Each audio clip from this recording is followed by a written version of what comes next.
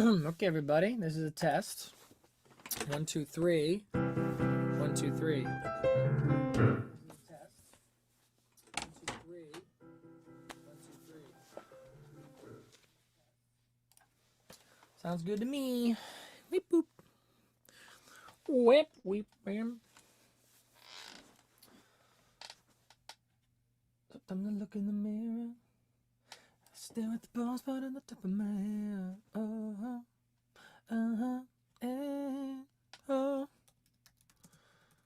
Oh, yes.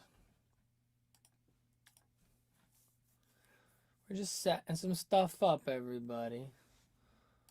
Let's see here. Where was the Jigsaw actual tab? There it is. That's what we're talking about.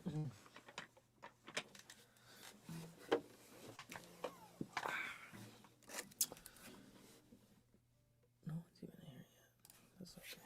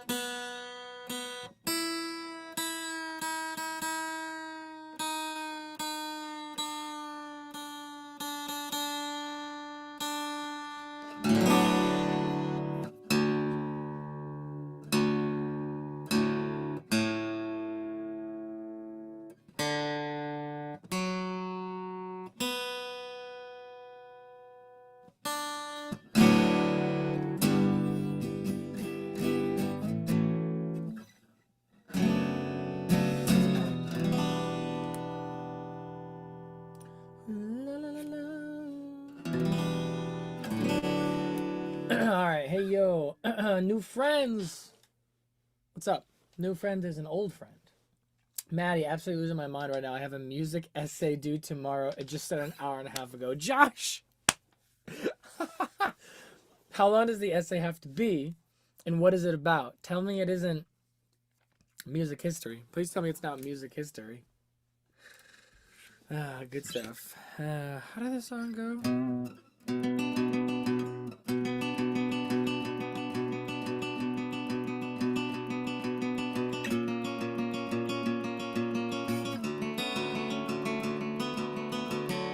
Something like that.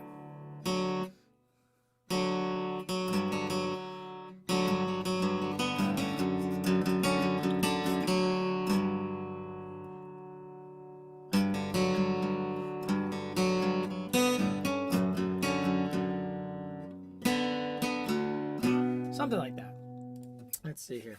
10 paragraphs on Danny Elfman's Batman Birth of a Penguin Part 2. Hey, alright, that sounds like you could do that. I mean, it's cool that you get to work on some Danny Elfman stuff. He's got some really interesting, like, solo stuff, actually. Like, Night Before Christmas, obviously, is, like, his, like, claim to fame that everyone knows about, and obviously also his Batman scores. But I have a friend. He's a really cool dude. He's played in bands of mine, I've played in bands of his, and he showed me some Danny Elfman stuff that's like kind of deep cut, and it's cool. It's like this really interesting, like, theatrical industrial, like, 80s thing. It's like a little bit Nine Inch Nails, a little bit like Depeche Mode, a little bit like cinematic, but like 100% Danny Elfman. Like, it is neat. It's very, very cool. Danny Elfman is neat. I also recently learned that Danny Elfman did not voice Oinga Boinga. Yeah, Oinga Boinga was Danny Elfman. Wait, Oinga Boinga was Danny Elfman? Is that true? I didn't know that. Oh my god. Dude, you just blew my mind. That makes a lot of sense. All dressed up, but nowhere to go. God, that's hilarious.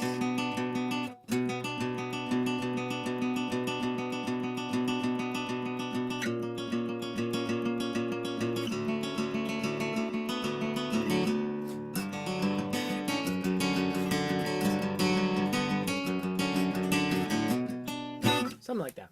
Geez, I haven't actually played that since... I have not been in this tuning, nor played that riff since we did it 2 weeks ago, and I think it's, I think I got that down pretty good. So, how many people are here right now? Let's see. 4 watching now. All right. So, should we start by recapping, or should we start by looking, taking a listen to the song, you know? I think I've had multiple different streams of thought about how to really start these live streams while I wait for people to kind of like join in and think about the recaps and stuff. And last time I floated the idea of like looking for some like additional context online through like interviews or something. And like, that is a fun thing to do that I'd like to do sometimes. Maybe I'd kind of get some of that stuff ready ahead of time if I have time to do that. But like, we didn't find anything interesting last time other than mostly just like behind the scenes stuff about the music videos, which is interesting. I found someone on Reddit, I believe, mentioned that apparently, or was it on Reddit or was it here on YouTube, that apparently the video for Jigsaw falling into place predates GoPros. And so we're all like, yeah, I mean, it's okay, they put GoPros in front of their faces for that music video. It's not that big of a deal. But apparently back then, that was not a thing. Like they had to do all this like interesting camera rigging and all kinds of stuff for that music video. And I think that's really fascinating. You know, we kind of take that for granted, or, you know, it's funny how things kind of enter like the cultural zeitgeist, you know, in terms of our like fluency and literacy and understanding and recognition of things, like even down to just like a camera style of a camera angle on a person. Like that must have been so bizarre to see someone for the first time in 2003. Is that when In Rainbows came out, or was this 2005? Was Hail to the Thief 2003, or King of Limbs was 2003?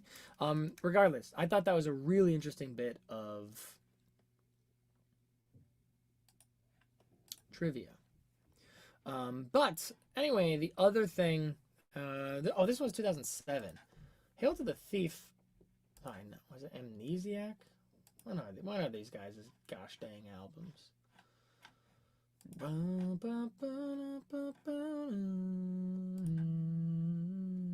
well, I'll look it up later. Interesting. Yes, I agree. Scott's very interesting. So.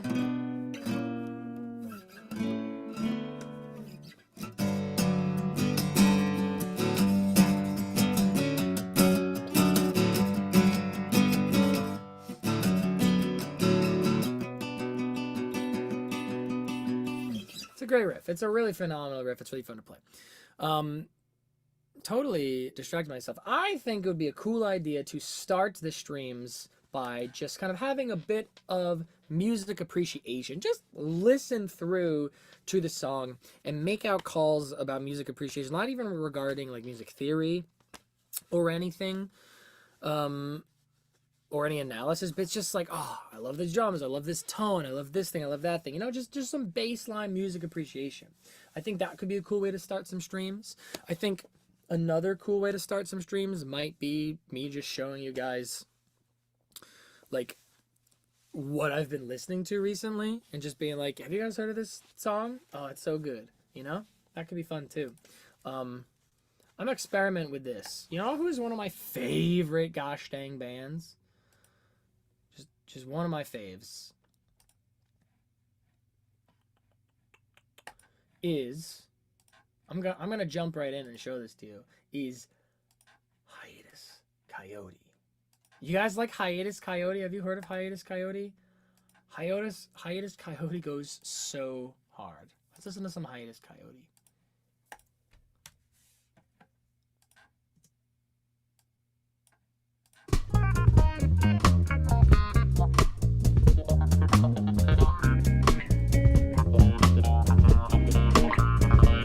Yes.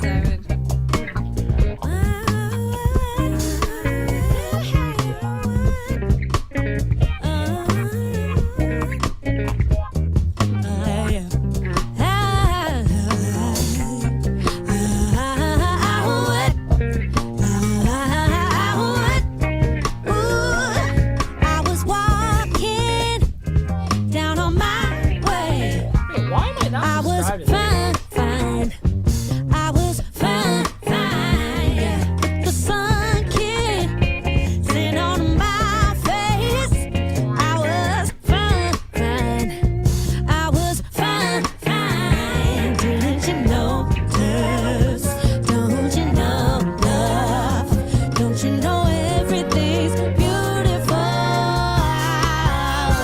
Didn't you know this? Don't you know love? Don't you know everything? Woo! Woo! I love Hiatus Coyote so much, man.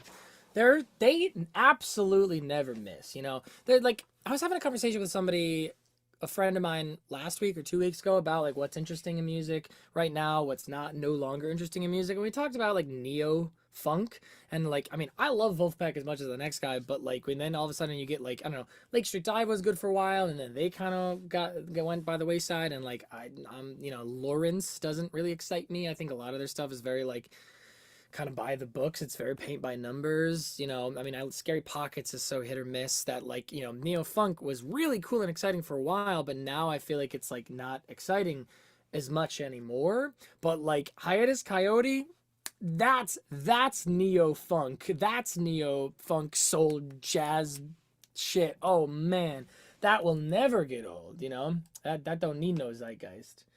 I know one song of Hiatus Coyote. Yeah, her voice, napalm is what she says. Breathing underwater is absolutely phenomenal. The beats, the chords switch on, tickle my brain. Come on, my dude. Sorry, I should start getting into it, right? Talking Heads breakdowns would be sick. All right, Charles. I assume you're saying get started with Radiohead. I get it. I'm with you. I probably should. You're right.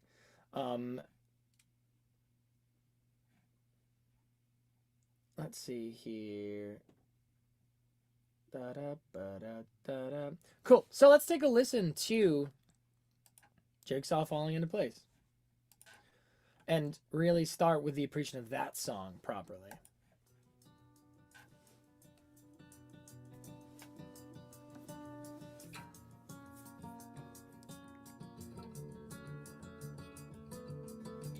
Maybe I should actually, okay, maybe for this one in the beginning, I will share with you the sound so we can like really appreciate it together, you know? And this is influenced by, you know, a lot of people make call outs during these live streams about different aspects of the song they really enjoy, and I would like to honor that and call that, you know, and call attention to those things, you know, like understand it's not just about the theoretical analysis of the songs. It also is about just appreciating and loving the song itself for what it is, you know what I mean? So let's just take a listen to that together and just appreciate the. Yeah. Yes, sir. Yes, sir. Absolutely. That song is so good. I mean, it's so fun. I've always thought of this song kind of like as like the Hades to Arpeggi's Zeus, if that makes any sense to anybody. But oh, it's so good. I love just like that the beat is hard. Yeah, the snare sounds so good. Rhythm section flawless, vocals pure and catchy. Absolutely, yeah. Jam that on drums. I mean, you know, what's really great about the drummer for Radiohead, and God, I can't believe I don't remember his name, because I know Ed, I know Johnny, I know Tom. I should know Radiohead's, the drummer's name as well. The thing that's so great about him is he is a big boy drummer. Philip Selway, or maybe we call him Phil. I don't know, Phil Selway. He's a big boy drummer. You know what I mean? Like in the business, when we talk about somebody who can just hold down a beat properly, they're not needing to play it anything too crazy or fancy or showing off, just holding down a groove. Big boy drums. That's Phil. And I think the big boy drums in Radiohead just is the perfect thing for everyone else to bounce off of. You know, it's like if he didn't have such a rock steady groove, then perhaps people wouldn't have been able to, such a large swath of people wouldn't have been able to really engage with and connect with the music quite as much, because like then everything maybe would have been too sophisticated and there wasn't any strings holding the beautiful air, the hot air balloon that is Radiohead down to the ground for people to connect with. You know what I mean? Yeah. The Hades to our Pesci's Zeus. I'm glad someone else liked that. Yeah, yep, Jam. Yep, absolutely. Let's hop right into it. Okay, so last time we really spent the whole time in the intro because, you know, we first had to figure out in listening to it that this thing was in a alternate tuning, which we figured out pretty quickly, and then we learned all the parts, you know.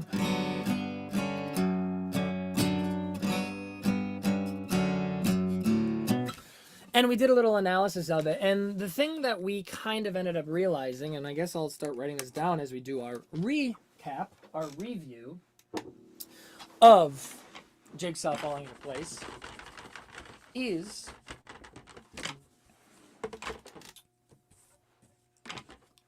you know,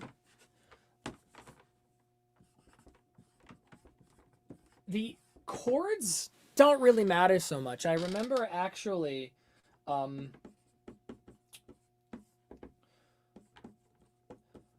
the chords don't really matter so much. It's really not much of a like phenomenal or like interesting like chord progression when you start doing like the Roman numeral analysis of it. Like just looking like, oh yeah, it almost looks almost boring. It's just kind of like there's like a lot of major sevens and like minor sevens and then like some inversions and stuff.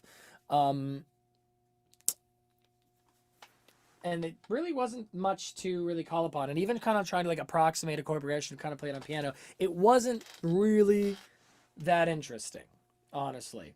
What it really was all about is about you know, really three things. I think it is about the kind of like melody and bass counterpoint. That's point one. That's like a really important thing. Like the melody and the bass against each other is really the important thing here, right? Because you got the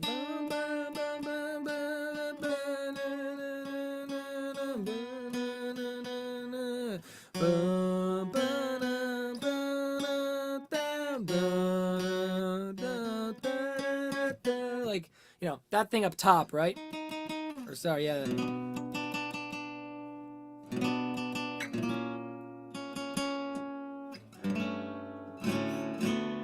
And then the bass line, right, being the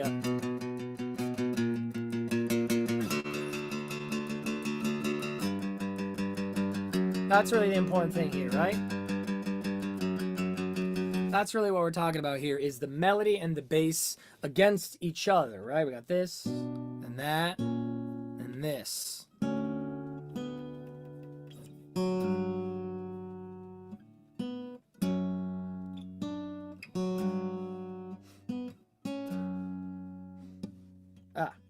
That's the important thing. Melody, bass, counterpoint. But there's really two other things as well, which is rhythm, right? It's kind of got a an 8/8 feel. You know what I mean? Or in other words, kind of a 6 + 2 / 8 feel, right? You know, it kind of feels like 1 2 3 4 5 6 1 2 da da da da da da da 1 2 3 4 5 6 1 2. You know, and then finally that shimmering, you know, shimmering acoustic guitar texture. That's what we're here for. Those are the three big things we really figured out from last time, is that chords not that important. It's all about the melody and bass counterpoint, the rhythm, the interesting rhythm at a very fast tempo, by the way, and hearing that shimmering acoustic guitar texture. Right? That's the very, very, very interesting thing. And God, I mean, it's so awesome, you know?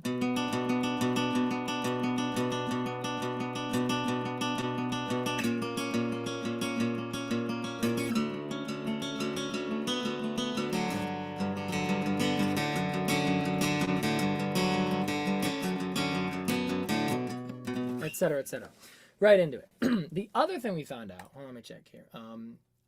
Scott, thank you so much, man. Super appreciate it. Thank you for the support. It really means a lot. Maybe we'll get a 4th whiteboard with the help of people like you. Thank you. Puppeteer is not the star of the show. The rhythm section holds it together. There was a thread on the Radiohead subreddit called Wall, because, yep, lots of people talking smack on Phil. What? Who's talking smack on Phil? Listen, I like the new guy for the smile.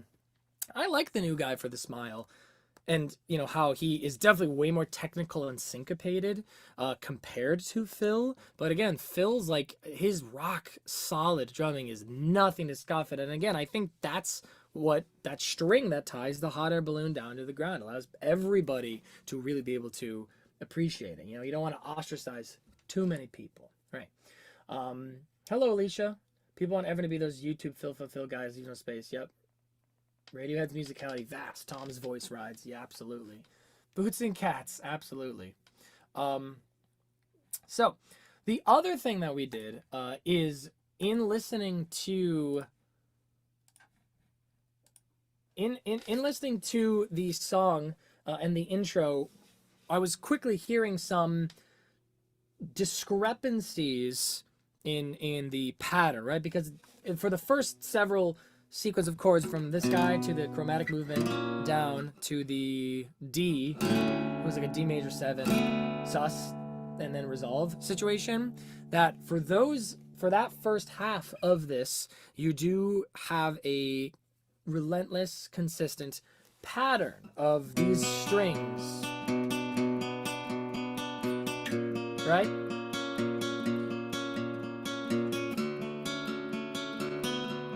Something like that. But then when we got to this next section with these parts, with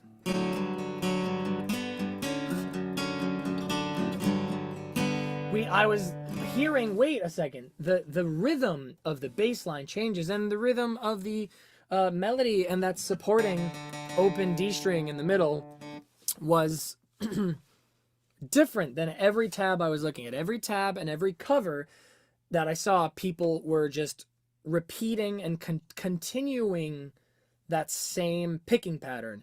But if you listen to the record, it's different. It changes. So we spent the entire rest of the time, I asked everybody, do you guys think it'd be worth our time to like really actually tab this out properly? Or should we just kind of move on? And people were like, no, if there's no accurate tab online, then let's do it. And we're like, all right, we're going to do it. So that's what we did, and I have not yet gotten this up somewhere for people, but I will. I promise I will get this accurate tab up. But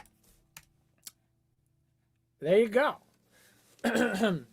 This is the fully accurate tab of the second part. This only starts at that second part of the riff. You know, where it kind of goes to the There was a couple of things where you can hear that the bass line changes its rhythm. You know, it kind of goes to the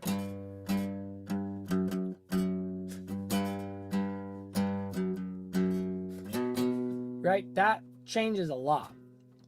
You know, you have the double, the consecutive eighth notes in the bottom.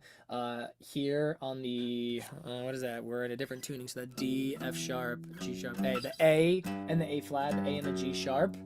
And then another weird part about it is you do get a very subtle little bass note on the and of 4, anticipating that move back to the A down there. And it's this kind of like flip around where you get the new chord anticipated on the and of 4 here before the downbeat here. It totally flips everything and kind of makes you lose your footing, makes you feel like there's no ground beneath you. And that was something that was missing from every other tab that I saw. I really just kept that picking pattern relentlessly. And so how would you play something like this? Well, I think you got to be really fast with your pick and also be very, very controlled with your dynamics, you know? And I certainly can't do this at speed, but it's like,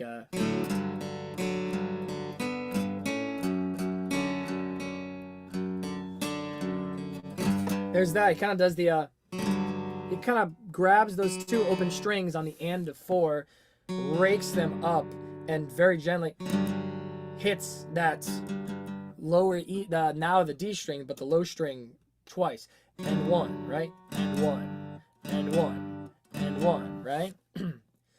And 1, and 1, and 2, and 3, and 4, and 1, and 1, and 2, and 3, and 4, and 1, and 1, and 2, and 3, and 4, and 1, 1, and 2, and 3, and 4, and it's tough actually when you look at the way that it actually is.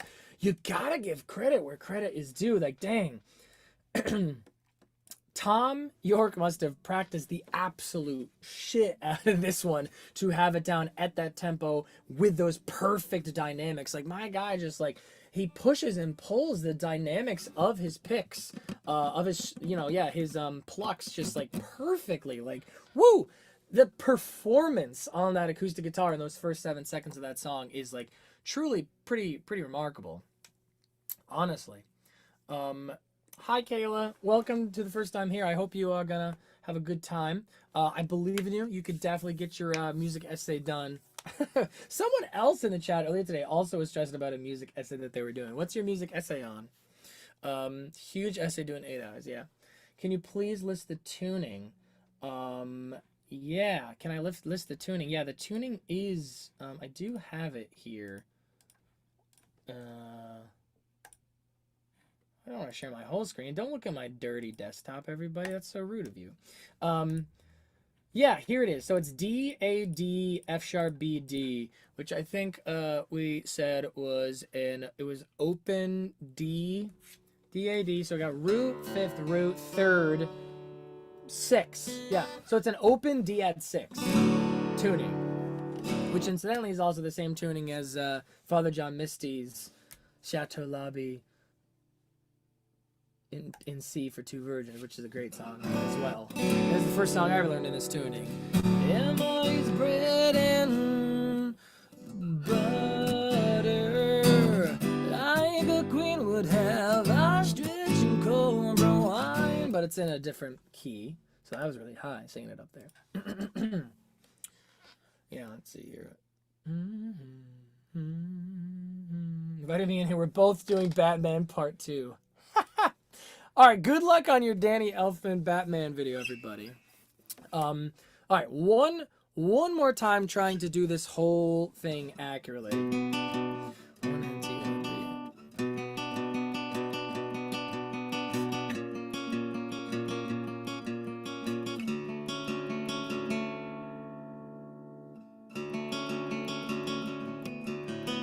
All right, here's the grid part.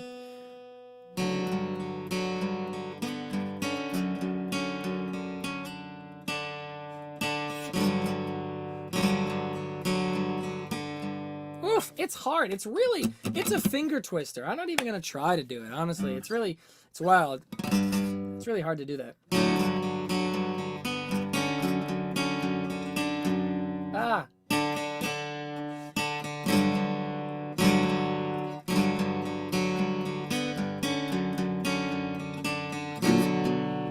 It's weird. It's hard. So, that's the intro, everybody.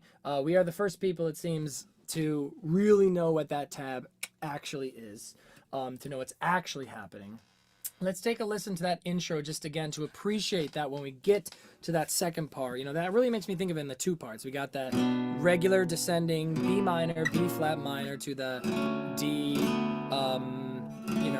major 7. Yeah, B minor, B flat minor, D major 7, sus something. Or is it D major 7 to the D major 9 here? And then it goes to the A and the G sharp section. So that's what I think of is the B minor to D section, and then the A to G sharp section. And we get to that G sharp section, even just for those 3 seconds, it kind of flips the rhythm because of that, new syncopation in the bass line. Just take a quick listen to that.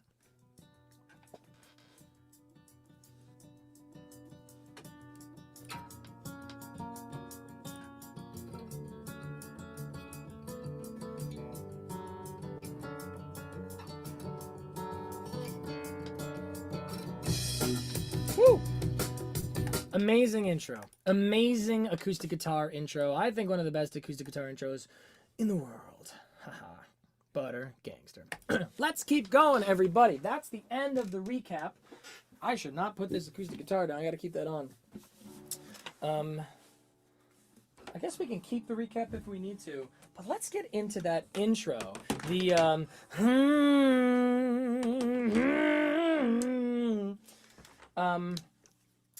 sorry, that's after the intro. Would you call that the drop? We're gonna call it the drop. I love that, you know, something else that I have to compliment Radiohead on is they're not afraid to just use a minor chord, right? I feel like everyone, you see a lot of songwriters, a lot of bands, a lot of people try to avoid just like straight minor chords. They just think like, oh, let me add a seventh, or let me like kind of more focus on major keys or this and that. But like, nah, man, they just straight up hit you with minor chords and stuff, which is like so almost like bizarre or rare to hear in rock music, honestly. And I love that for them, that they're not afraid to lean into that full minor tonality. And even with this song, like, of course, this is minor, but then we get to this section, right?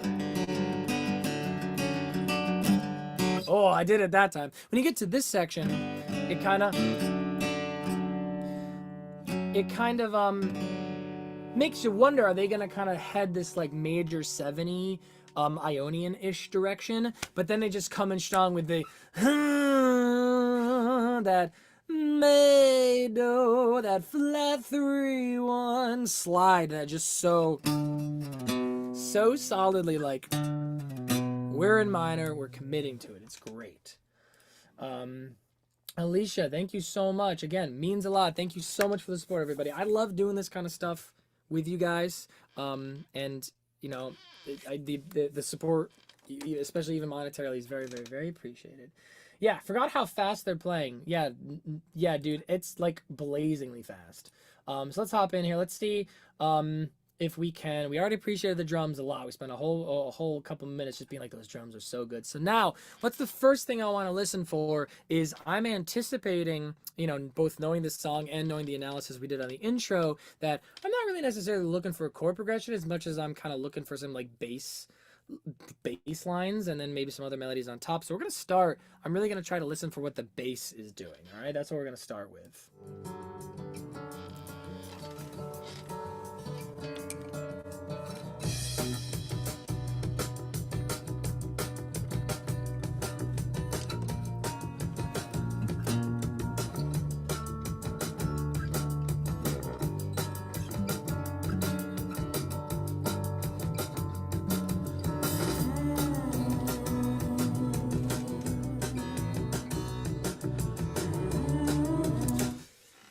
That's so good, dude. Do you guys mind if while we're focusing on the bass here for a second, maybe I'll pull up my bass.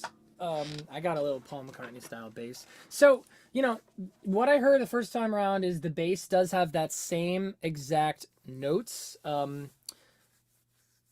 as the bass line in the guitar line had. So that's neat. Let's see here. Maybe I'll plug this guy in for you guys. What do you think?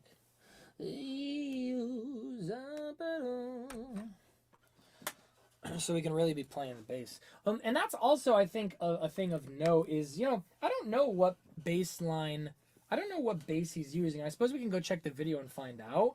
But it does actually sound like, mixing-wise, like they were going for kind of like a plucky, low sustain Hofner bass kind of sound on the bass line there. And I love this kind of thing where, like, you know, a lot of bands, and again, let's give it up again for Radiohead's rhythm section. A lot of bands just kind of put the kick and the bass together, but you can listen here and be like, nope, that kick and that bass are like dancing. They're not lining up together in all the exact same you know, accents on the same beats and meters and stuff, which a lot of bands do. A lot of bands do that.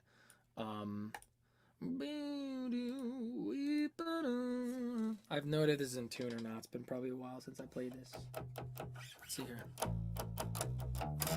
Not bad, actually.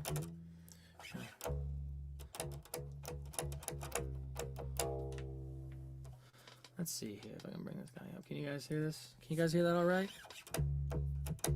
Or do I need more gain on that? Can you not hear that?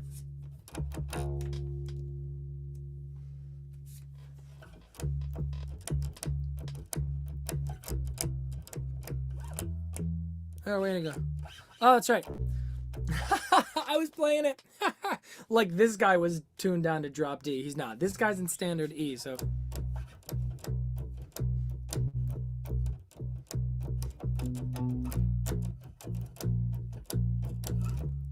Ah, it goes.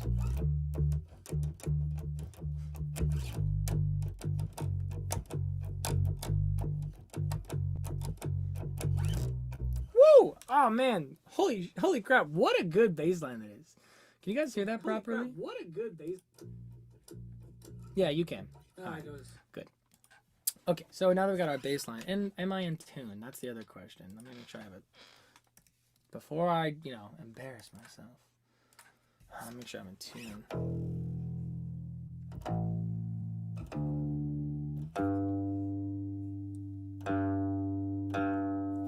Good enough, actually. It's pretty close. Good job. Man, basses do not come out of tune very easy, do they? Okay. So, the bass does indeed. So, we are in the key of B minor. Let's see here. Let me write that down. Key is B minor. So, the bass notes do indeed have the same thing of, it goes 1, 7, flat 3. Notice that's a natural 7, right? That's definitely something of note, is we have a natural 7 there. That's what gives us that chromatic feeling. I mean, you could call it harmonic minor. However, it really just kind of feels like we're doing like a chromatic movement, right? 1, 7, flat 3. And then we go to, we're in the key of B minor, we'll go to G. So, I don't know, let me count this with B. Oh, we have a Dorian situation, right?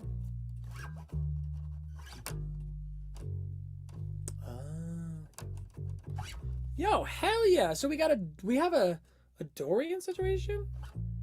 No, that's the regular flat 6. Sorry, the natural 7 confused me there, but we do have a natural flat 6. So flat 6, 5, flat 6. 5, or maybe that would be a. Oh, that's fine. Flat 6, 5, flat 6, 5. So the bass line does play same as acoustic guitar intro. That's nice to know. It's funny, like. With that new context, let's see here. Are you just playing through a DI box or mic'd? So this is a great question, actually. Interesting. So I have my bass going into my interface, and then I have a DAW session pulled up where I have an EQ and a compressor on it, and then I'm just live input monitoring that in my... I am in live input monitoring that on my DAW through my studio monitors, and then I have this microphone right here set to original sound mode on Zoom. So that's actually how I'm doing audio for this. Is I actually just have one microphone capturing the sound of everything in the room, and so I just speak. I play piano. I have guitar and bass plugged into what is essentially an amp playing into the room. And the microphone right here picks up all those things in the room. That's how I'm handling sound for these live streams. Simple. Simpler than it's simple. That's the answer, right?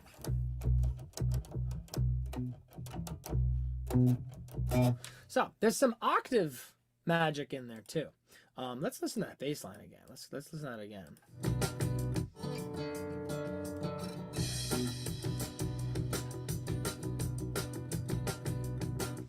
Very good.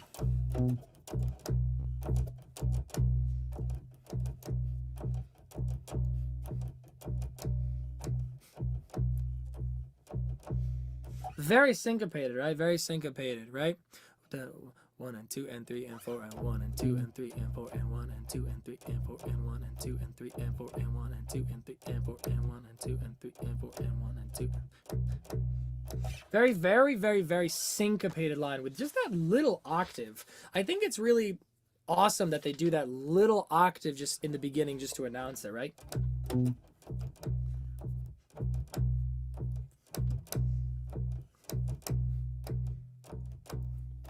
Very, very neat. And does that rhythm continue?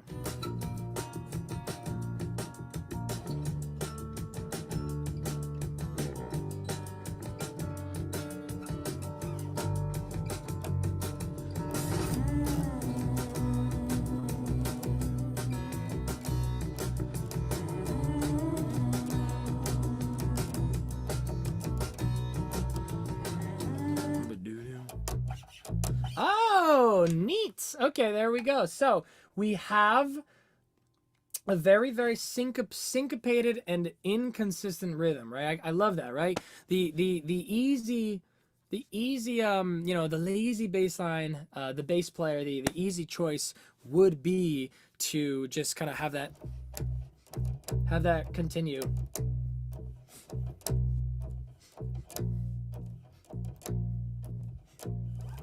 Have that same rhythm. Continue across the whole phrase, but he does not do that here. What's the bassist's name for Radiohead, right? I mean, we're about to know all of them. We learned Phil was the drummer. I feel bad. I already knew Ed. I already knew Johnny. I knew Tom. Now I know Phil. Who's the bassist of Radiohead? The answer is Colin Greenwood. I knew it. See, I knew one of them had a brother in the band. So I guess that would be Johnny had a brother. I was gonna say, isn't the bassist Tom York's brother? No, it's Johnny Green's brother. Johnny Green, John Green, Greenwood. So Colin Greenwood, a great musician as always. He didn't just take that easy route of just repeating that rhythm as we change notes. He does each one differently, contextually. You know, let's listen to that even more.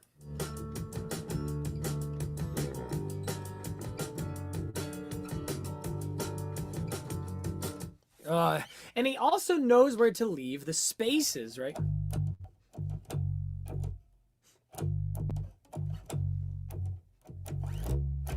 He doesn't just hold on to things to muddy everything up. He keeps it really snappy, syncopated, clean, dynamic. He knows when to cut, have the cutoffs for those lines. You know, it's so much groovy when you leave space and rests, you know what I mean?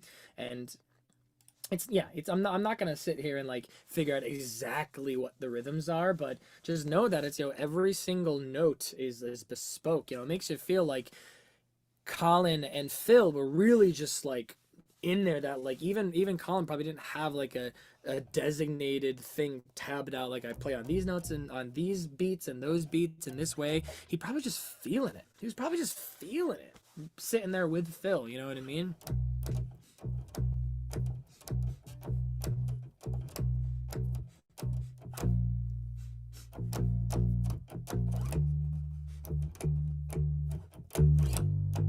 Yeah.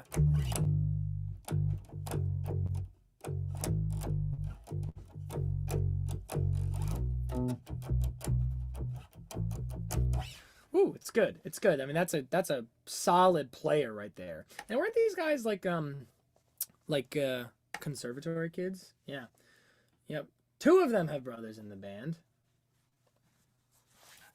Really?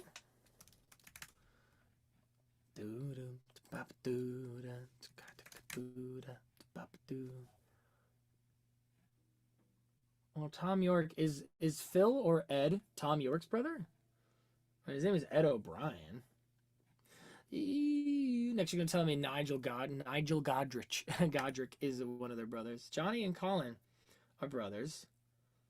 Yeah, that's right. Okay, let's keep going though.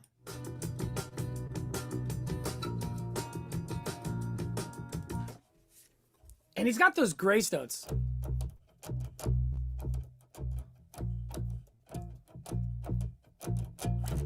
He's got those grace notes and those slides. He knows when to do those expressions and the grace notes and the slides and the, oh, it's not the grace notes, the ghost notes.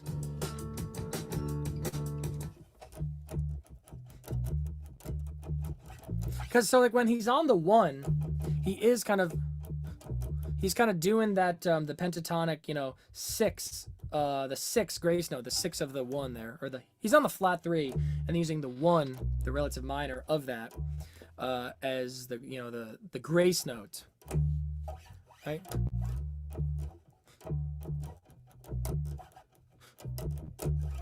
Very good. And then when he's on the one, the minor one there, he does use the flat seven as a ghost note.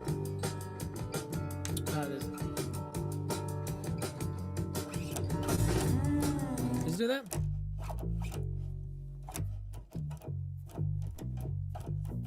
Does something interesting there.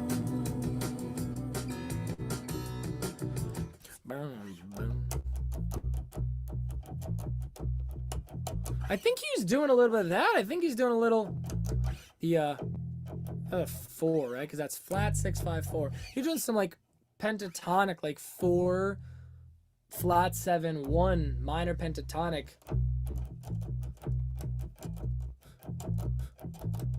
I mean, it might just be a ghost note, but when you do that, it kind of just feels or sounds like the open string.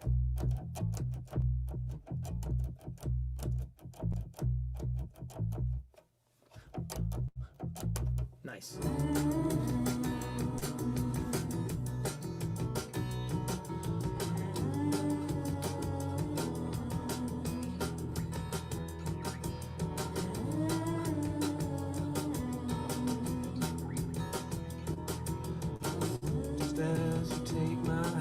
Oh yeah, so he does play all these like little melodic bits and stuff, you know. No.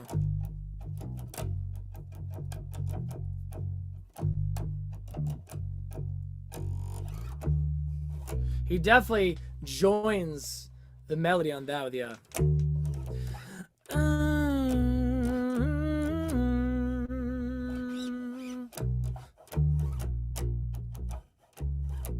nice. Oh, it's so good though. Just as you write my number down, just as the jigsaw ride, just as they play your favorite songs, your bladder disappears. No one. Down, down, down, down. Nice. Wow, because he's getting real melodic in there, filling in all the space.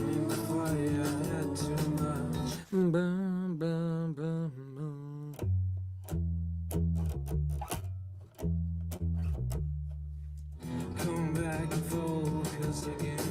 The walls have been in shade. We got a Cheshire cat girl, all blurring into one. This place is on a mission.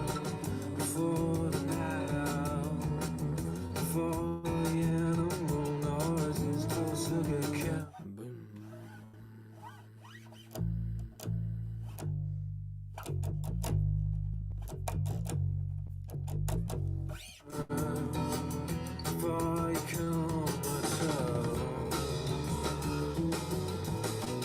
Okay, so that's when we really have a big change there, right, guys? You're riddling. The Riddler's here riddling everybody while we have a couple people in the chat writing essays on Danny Elfman's score to Batman. All right, so here's the interesting thing about Collins' bass here, right? We do generally have the same general outline of a bass line as the acoustic guitar intro.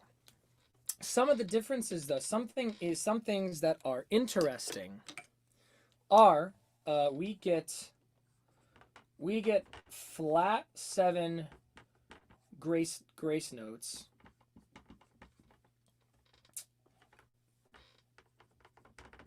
while on the 1. The reason why the flat 7 grace notes on the 1 are interesting is because we got the 1 a flat 7 as a grace note, and then immediately playing that chromatic natural 7, right? That's so interesting, right?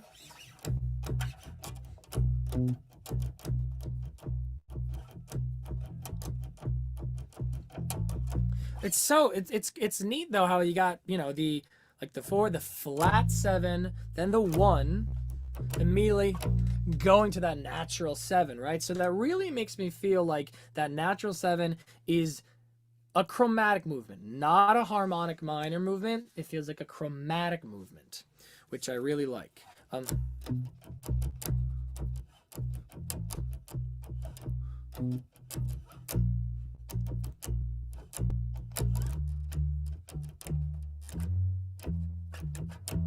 Right, so that's a really cool thing. Flat 7 grace notes while on the 1, and among other grace notes, it's highly syncopated.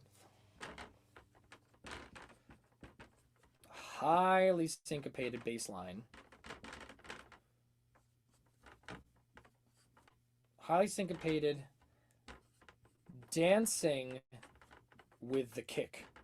He's not lining up exactly with the kick. He's dancing like against it, like they're partners, which is really great. And again, inconsistent, you know, rhythms, right? Inconsistent rhythms. That means for every single time we go through this progression, if you can call it a progression, this cycle, this riff, if you will, he has a different accent. He has different syncopation. He's hitting different beats. He adds different ghost notes. He adds different grace notes, all kinds of things. And it really pushes and pulls the whole thing and kind of, again, makes you feel like it's pulling the ground out from underneath you, pulling out the rug. Similarly to how in the intro with just the acoustic guitar, that acoustic guitar also was inconsistent. You know, that bass line was not consistent. They really started putting things like on the 1 and then also having an anticipation of the chord on the and of the 4 before hitting it on the downbeat, which really just makes it harder to get your footing, which is another reason that this song kind of feels just so like magical and like dancing, and like you can never quite get enough. There's always like infinite momentum, because just when you think you've settled into a groove, there's something different about the syncopation. And it goes to show you how good these guys were as players, that like certainly Colin was not, didn't have the whole thing perfectly composed out there. That when they were recording this, I guarantee you recorded it live in the room with Phil, and that he was just feeling it and vibing and grooving. And I'm sure he had general ideas of, I want to do this here and I want to do that there. But, you know, I think a lot of it was him just really playing and feeling in the moment what was going on. Let's check out the chat. Saddest night out. Hello, my friend from TikTok. I haven't seen you in a while. That's awesome to see you over here on YouTube. What's going on? I hope you're doing well. Way he jumps the octave for the descending melody really hits a sweet spot. I agree. We did make a call out on how good that melody jump is too, where it's like, well, the melody jump when the bass line first comes in, and then and then it continues from there. But you're right, when kind of the verse comes in, he does start doing some higher octavey stuff, right? Absolutely. So here's the interesting thing, right? Is we do the 1-7 flat 3 flat 6-5 flat 6-5 situation with, you know, flat 7 grace notes, you know, making that 7 a chromatic feel, heavily syncopated, bespoke, inconsistent rhythms, dancing against the kick rather than playing the exact same thing.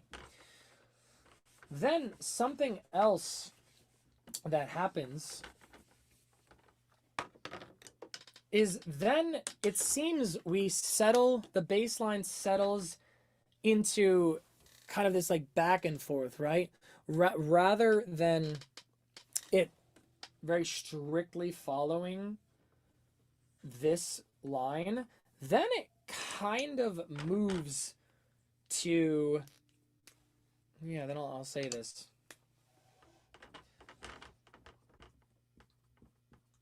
Then moves to, it repeats this like a couple times, and then it moves to something that is more, honestly, like kind of a moves to like this like modal thing. Ooh, I need to get new markers, everybody. Right? Let me know if you ever can't read what I'm writing down here, right? I think you can. You kind of have this back and forth thing where you're doing this like one-ish area and then going to this like flat 3-ish area, right? Where they kind of stop doing the chromatic thing. Let me take another listen to that. Where he's kind of, bobbing around, Ooh, really like pentatonic fills and stuff.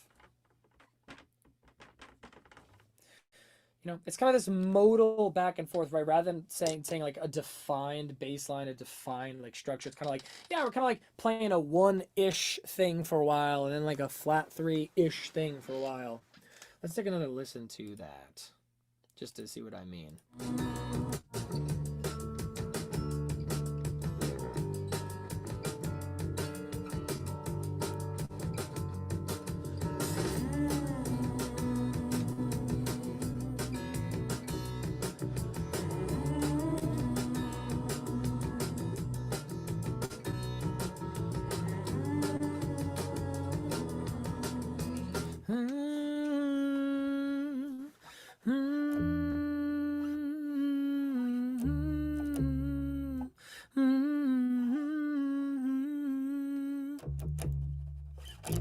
Yeah, right? Huh.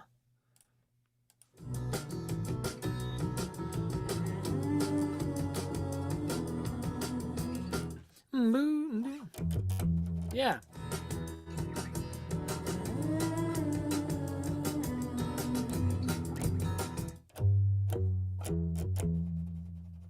Huh. Okay, so we're kind of yeah. I mean, we're kind of gonna. It is generally that.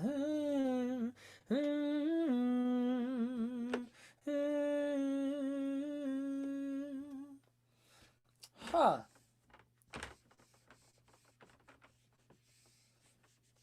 I'm gonna change that, right? Then moves. Then he moves to follow the hummed melody. Yeah. It's kind of flat 3.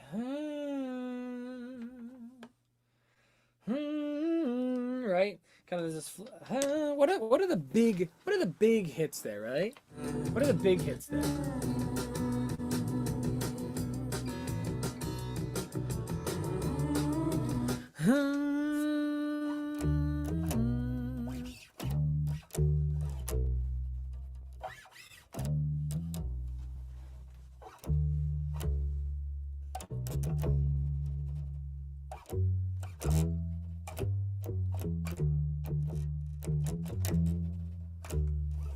Yeah.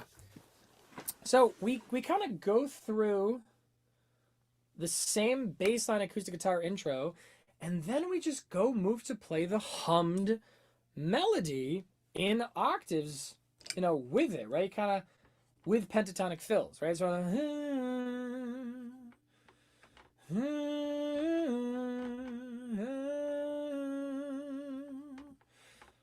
yeah, that's so interesting. I love how slidey it is. That's like a really great thing. Slidey.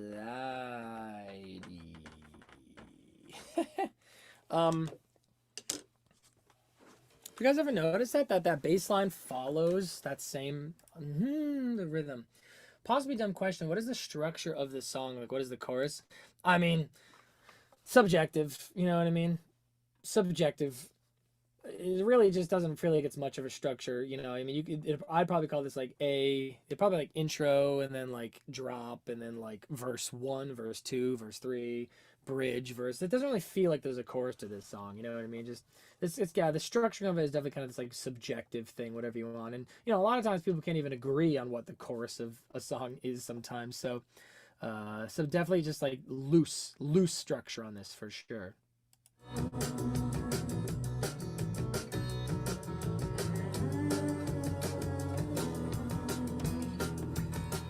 And then you also see them. You definitely see this is really the 4/5/4. You see this interesting motif with a 4/5/4 slidey. Both the bass and the acoustic guitar do kind of hit this 4/5/4 motif. That's something of note, is the 4/5/4 motif, you know.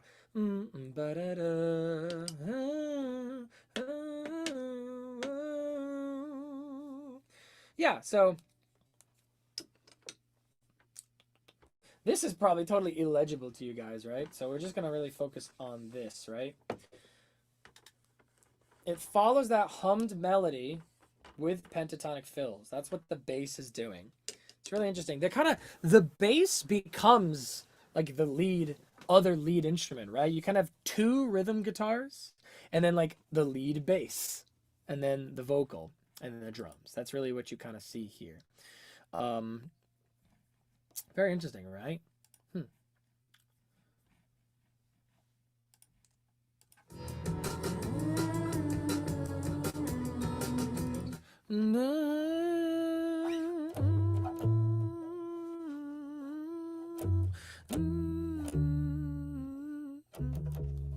Huh, it's so interesting, isn't it?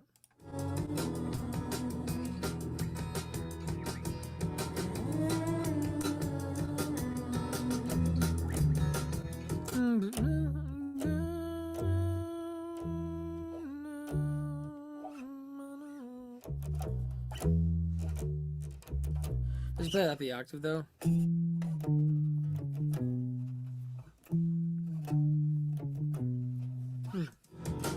Just as you take my hand, just as you write my number down, just as the drinks arrive, just as they play your favorite songs, your blood disappears.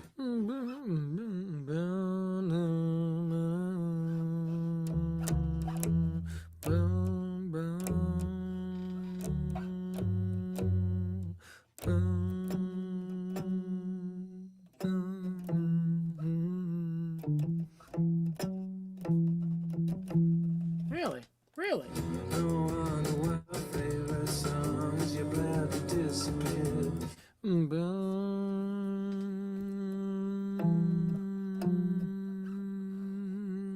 That's kind of tough to hear, isn't it?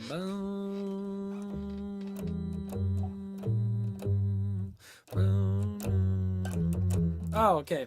Yeah, it goes into the... It's really astounding how this thing really is just following that minor scale, but it doesn't feel minor. Like, you know, normally I can hum a note and then like really feel the function and the pull of that note. But I'm kind of having a tough time doing that right now because despite that being the flat six,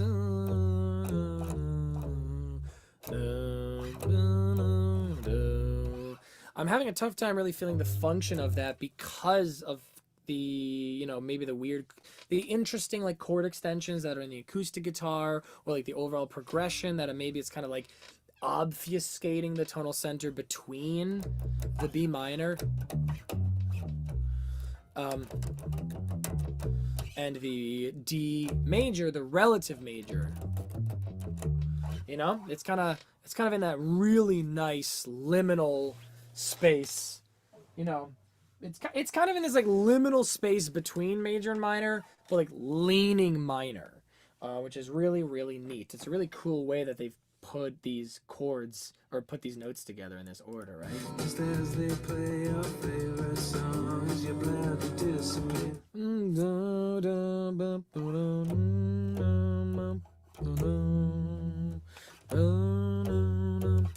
That's G, F sharp, D, E. And then there's that, that's that 4/5/4.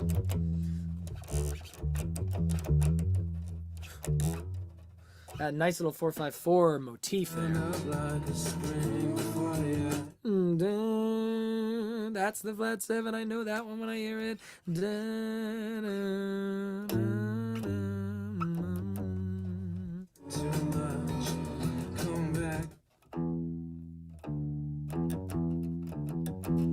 Ah, yep. There's that 4/5/4 again. Cause again, the walls have been in shape. They got a Cheshire cat girl, all blurring into one. This place is on a mission before the night out.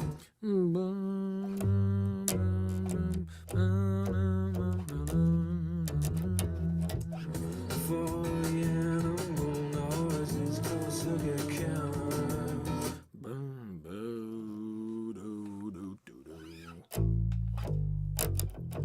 No, it's too high there.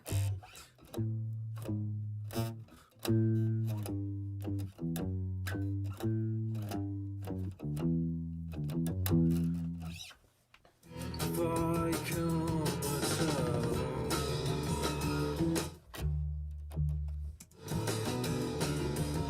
Yeah.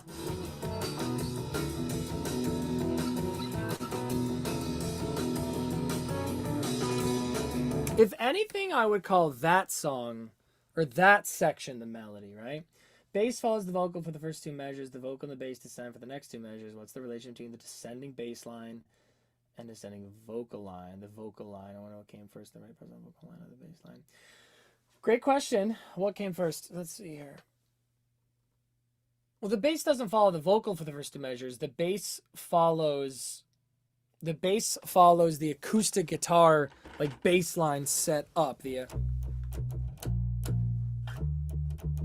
And by two measures. Oh, sorry. You were talking about, I was thinking about like larger structures. You said measures. I was thinking like first two like cycles through the progression. Yeah. What's the relationship between the descending bass line and the descending vocal line, the descending hummed vocal line? What came first in the writing process, the hummed vocal line or the bass line? My guess was the two first two measures of the verse. Right. Agreed. We are aligned. Corporate talk. My guess in terms of the inspiration of how they were kind of approaching this thing is, I bet that they started this song on acoustic guitar and then,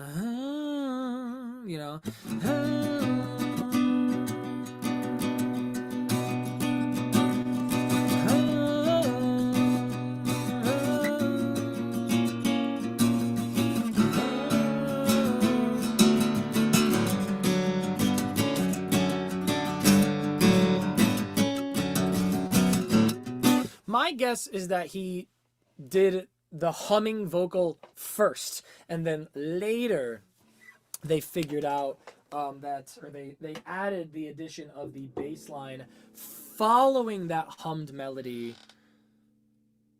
They added that one after they composed the whole thing originally. That would be my guess, my speculation as to how they did this. So, it's clear that what the bass line is doing is that they are using that hummed melody kind of as like a modal a guide, right? So what is the verse of this song, right? So the verse the verse is clearly modal, right? It is not a tonal piece of music. It is clearly a modal piece of music. Kind of modal music following the hummed vocal. So why don't we do that? Let's figure out what exactly is the hummed vocal. That is definitely the move. So why don't we just transcribe just the hums? Just as you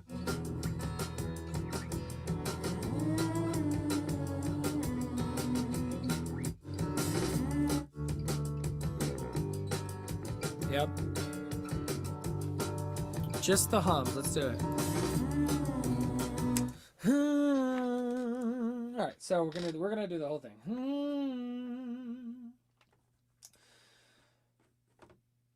What do you guys think I should do? Time together like that? Yeah, that'll be fine.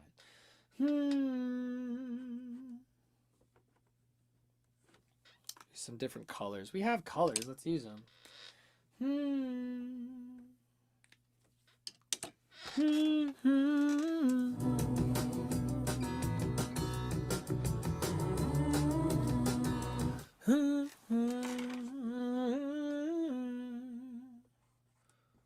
Flat 3, 4, 1, right? So we're in the key of B minor. So we got to start, right? What happens after that?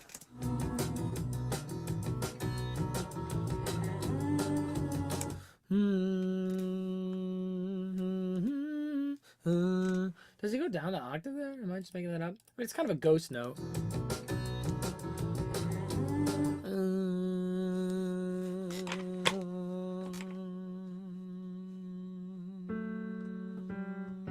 Okay, the 5, yeah.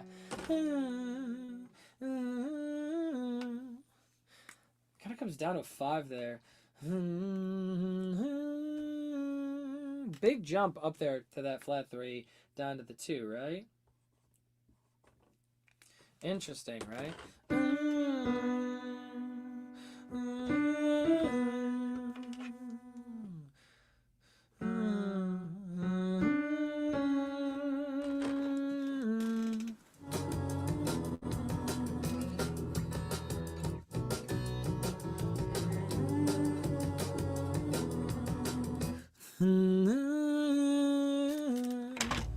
Whoop! Whoopsie. So we got the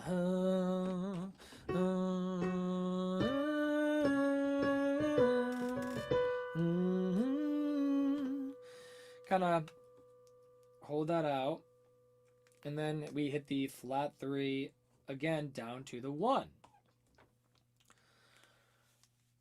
So we're just kind of expanding upon this idea.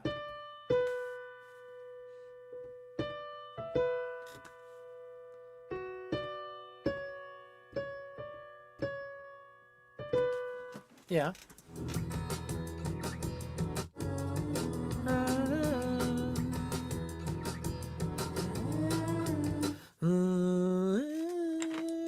We go up the octave there. Oh, we go up a minor 7th.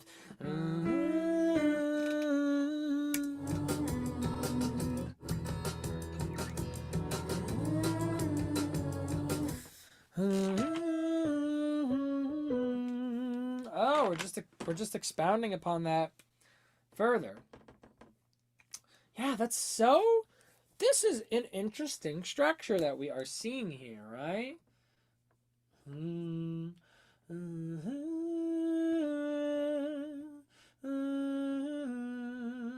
See that repetition happening here.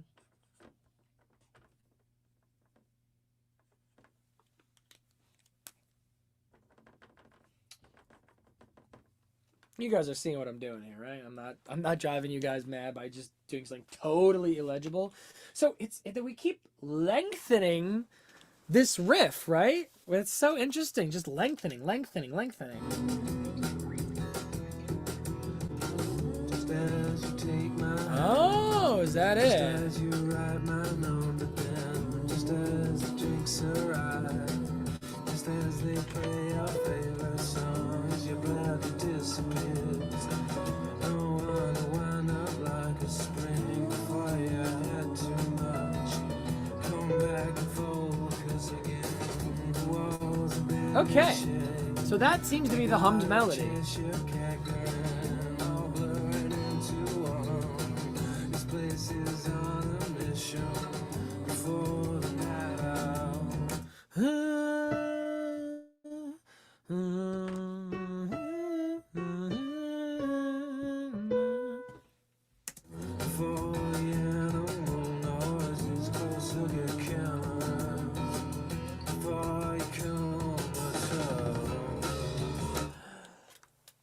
That's so neat. Okay, so I've kind of done us dirty by putting it like this. If I could fit this all like on one line this way, you'd be more clearly able to see that what you just kind of have here is just an expanding structure, right? We have a modal thing kind of following this as a riff. And it's interesting that we just have an idea, right? The idea is this slide from the third of the from the flat 3 of our minor root note, our minor root chord, down. It feels so minor. And so I say, what happens if we make that a little longer? Let's make it a little bit longer. Nice, very cool. How do we make it even longer? Well, you know, I kind of want to, now I want to come in on the and, right? Because we got 1 and 2 and 3 and 4 and 1 and 2 and 3 and 4 and 1 and 3 and 4 and 2 and 3 and 4 and you know, we're having these anacrusis lines, right, with the 5s, and there is one, a ghost one here. I'm gonna put those guys, I'm gonna put them here in parentheses so people can see that these are like kind of like these like little anacrusis ghost note kind of thing. So anyway, we have this one. Cool idea. I like that. Let's extend it even further. Nice. Let's extend it even further. You might think to yourself, and you're like, well, I like that, but I want to add something before. Okay, well then we add the low 5th, right? So now we have, and now you think to yourself, all right, so that got longer. Can we do it one more time and make it even longer?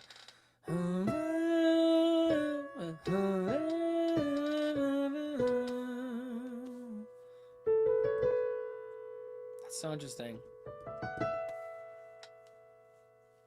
So it's really kind of cool, right? They had this riff, this idea, just this. They just wanted to keep lengthening it. Now I wonder, you know, how... I wonder to myself how many measures that is. Let's see if we can actually count that out. How many measures is that, right?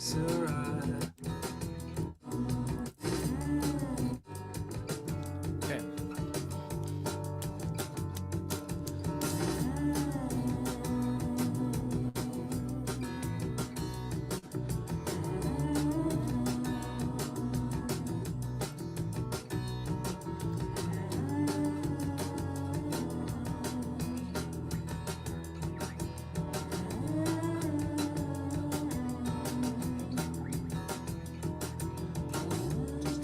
So interesting.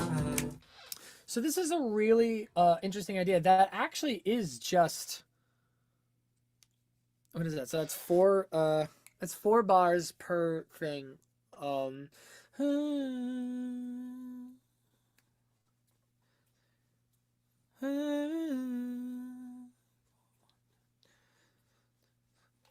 what is that? That's 4 times 4 is 16. 16 bars. Let's draw it like this, right? I'm gonna be very kind of visual with this, right? So like the verse, because that's really a great way to think about this. They really just had these textures that they wanted to work with, right? So if you think about this, they kind of have 4 sets of like 4 bars, right? So I'm gonna kind of cut this guy into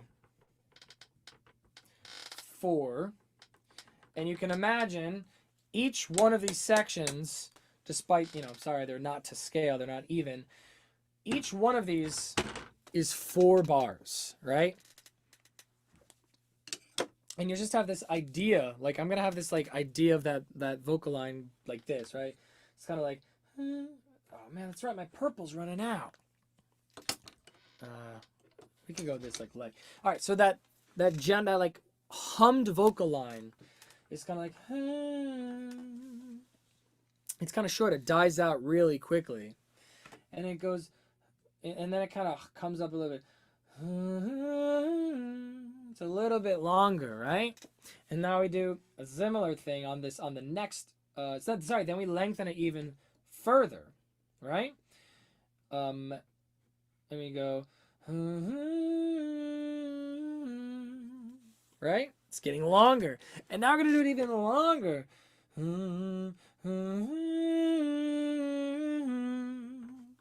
right? That's the idea, is we have this one little ghostly image that just keeps getting bigger and longer across this whole thing. And something that's really interesting about it now is if we were to represent the bass with like a red line, is that it basically does a similar thing where it follows it and kind of pokes around doing its own little pentatonic riffs situation. We follow, you know, we're doing our own, but that's the interesting thing, is this bass line.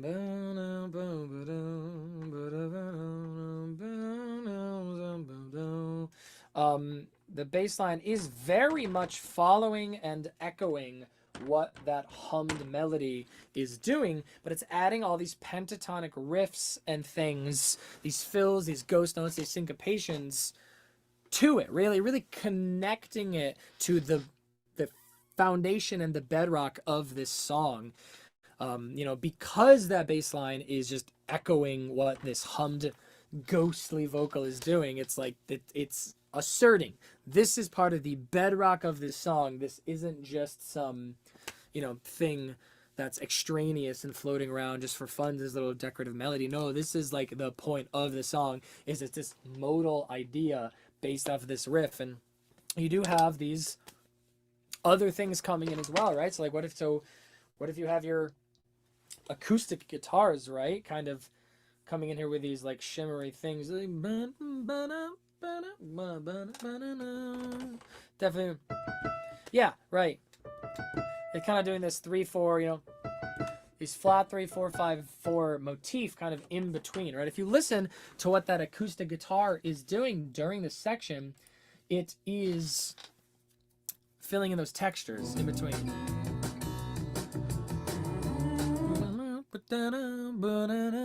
It's also doing doing that on there as well.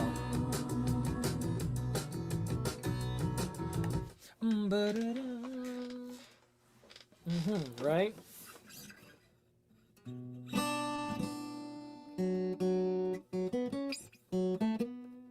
Yeah, something like that, right?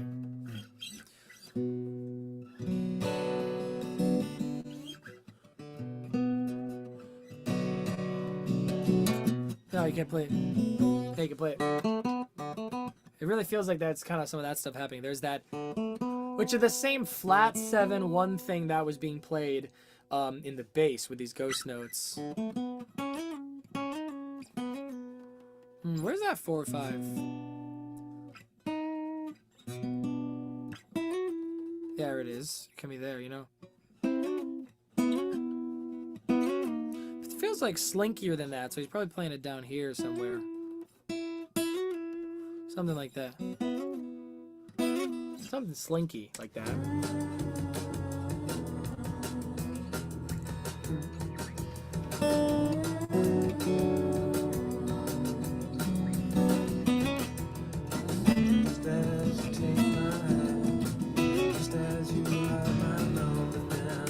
But that's really the thing to understand here, is that they said modal around this riff, fill it in with these textures and with these pentatonic things in between. So kind of, you know, this, if the blue thing's now the acoustic guitar, you go it's getting louder in when that vocal melody isn't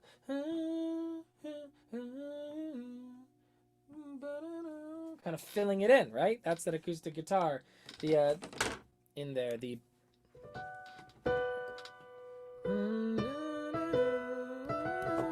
right? Exactly. It's that call and response between kind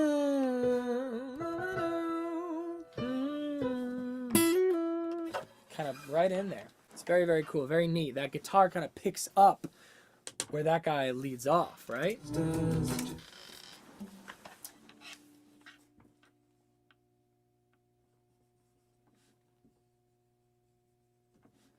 Right? They're working harmoniously together, right? Every single thing here is fitting together harmoniously, beautifully, working on these melodies together.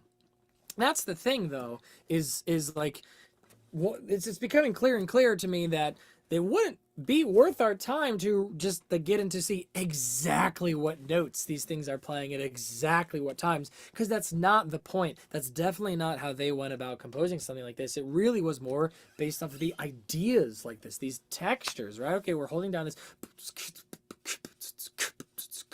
you know, this solid drum groove, and we're just gonna have this like idea of a melody and have these other textures kind of play in there. What texture is the bass gonna provide? The bass is gonna provide this texture of like syncopation and like grounding and like dynamicism. And it's like dancey melodicism in the low end. The acoustic guitars are just gonna kind of add this like shimmering texture and a couple counter melodies.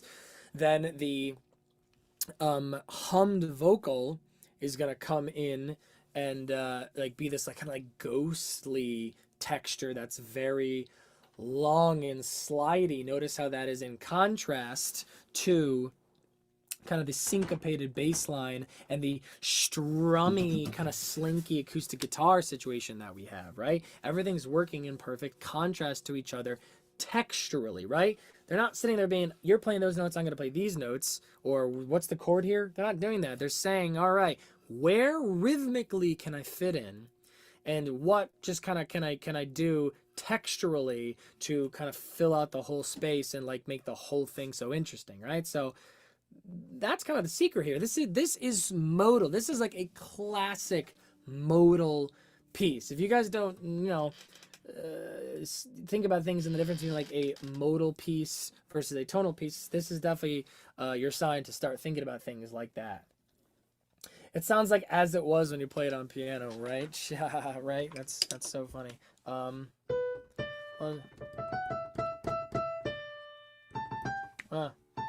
Yeah.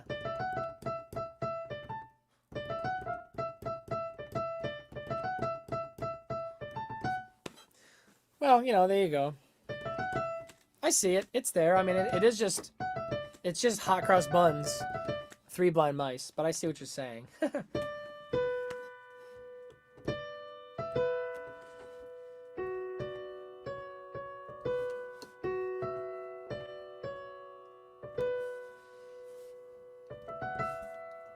Very neat. So then, someone, Saddest Night Out, you said, I love the contrast between the jumps in the humming melody and the relatively flat lyrical melody. That is a really great call out point here, something to observe, because like I was saying, this thing's all about textures and rhythms. That's what this whole thing is really about. So they were probably thinking to themselves, all right, I got to come up with a vocal melody here. Texturally, what can I do? Well, we have this kind of slidey legato line. We have these like low syncopated thing moving all over the place. We have these nice strummy guitars. Like, so what's something that's missing? Well, honestly, everything is moving around a lot. So what can I do that's a contrast to that? I guess I can just be straight on and just fill in that gap that we don't have yet, right? So you saying you love the contrast, well, I guarantee you it is the idea of contrast that led them to compose the melody like that against the hummed hook, the riff, if you will, right? Just as a buzz it all. And here's the other thing. Here's the other thing that's really, really, really cool and neat about it is that hummed is focusing. There you go.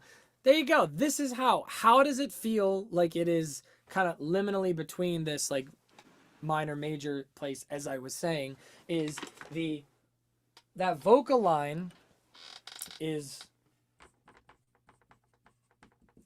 focusing on the 1, or, you know, B minor in this case. Where then, let's see, do I have another, I got a bunch of markers down here. Certainly one of these greens is going to work, right? Just as about it all, as about it all, it ho. focusing on the flat 3, the D, and it's flat.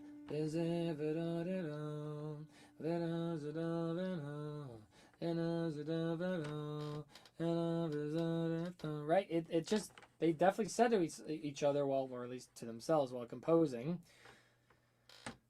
everything's moving around. So in order to contrast that texturally, I'm going to be flat.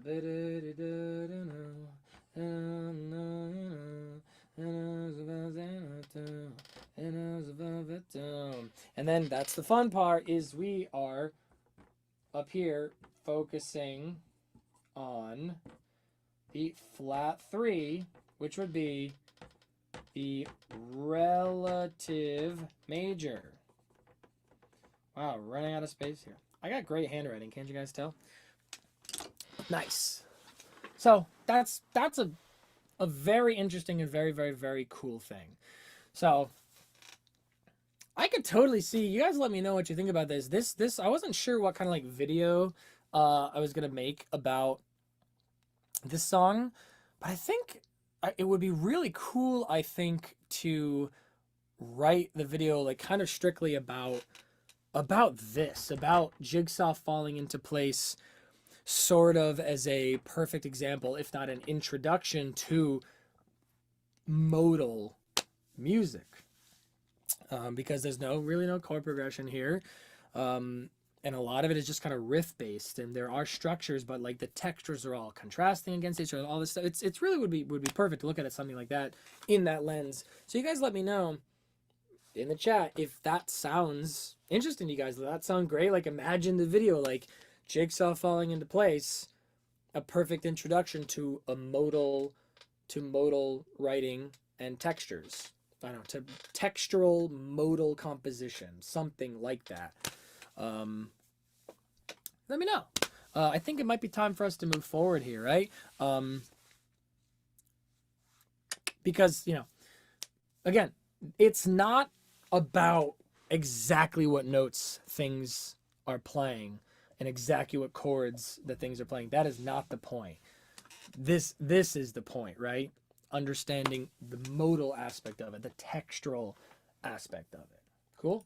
Cool. Just as they play your favorite songs, your bladder disappears. No one to wind up like a spring before you had too much. Come back and focus again. The walls have been in shape.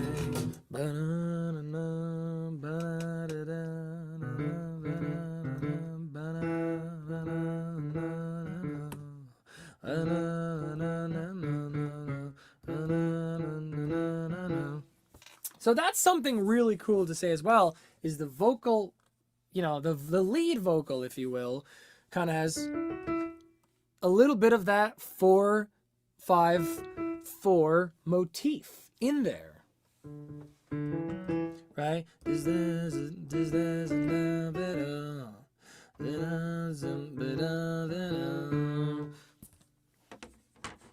Connections, man, connections. It's all about those riffs, right? Those are those riffs. The melodies. How are these melodies going to kind of lock together? Because we don't have chord progressions and chords to lock us together. So instead we need different things to lock us together. The things locking us together and giving us the structure are the flat 3 down to 1 movement. And then this kind of that 4-5-4 thing. That's really the song, right? And just dressing it up in different ways like that, right?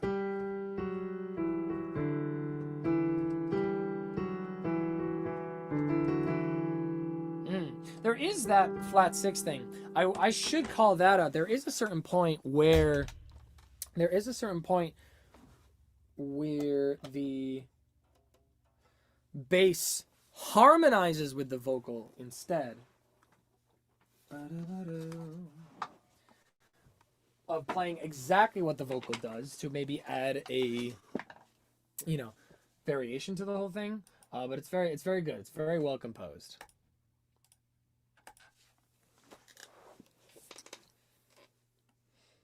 Do you guys like my Abstract drawings or what?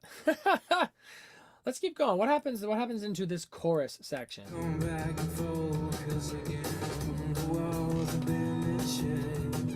We got a Cheshire cat girl, all blurring into one. This place is on a mission before the night out.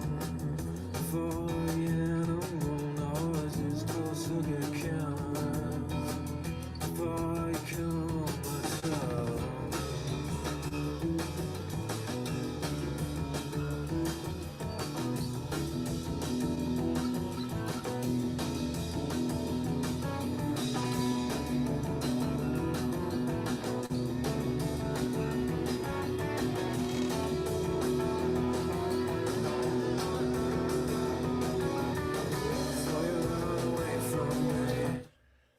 Oh, wow. It's so, that's so good, dude.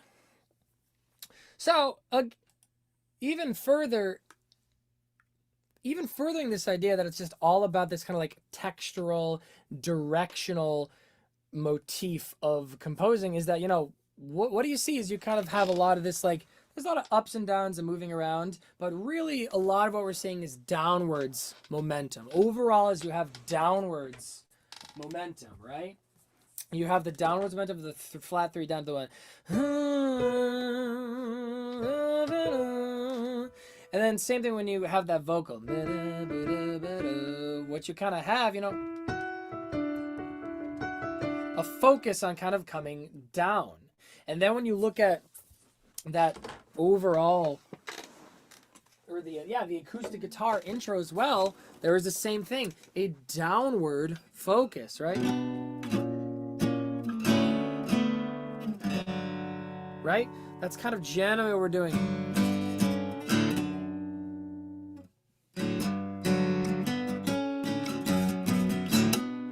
We're focusing on going down. So then they say to themselves again in the chorus, all right, so we've contrasted different textures against each other with the instruments in a single section. How are we going to contrast that section to another section? And they're like, well, everything's kind of coming down or just kind of coming up and down, just back and forth. Why don't we go up? Why don't we just focus on up? And that's exactly what they do. They just focus on going up. There's no chord progression. Is there even a melody? I mean, they just go up the scale. Right? Is that not so fascinating? Let's listen to that again and just notice it just goes up. This place is on a mission before the night out. Just starts going up. Before the animal noises close to get killed. Before you kill myself.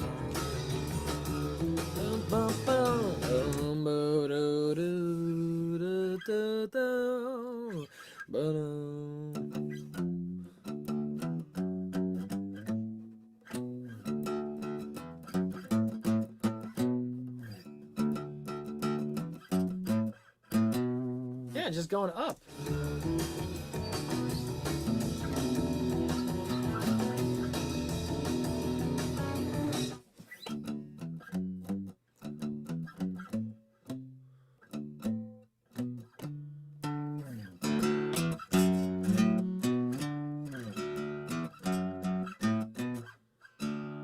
How does that happen?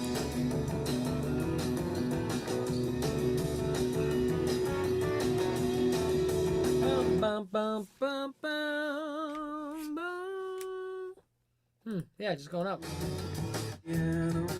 Let's figure out exactly what that is.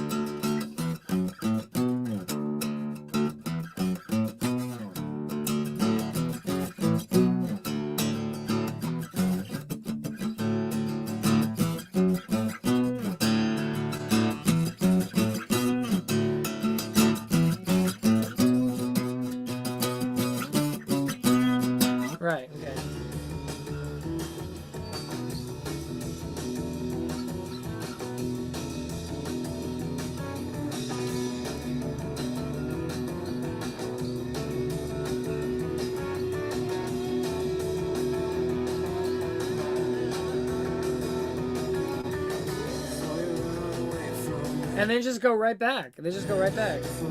Let's see if we figured out. I feel like I'm missing some notes in there, right, guys?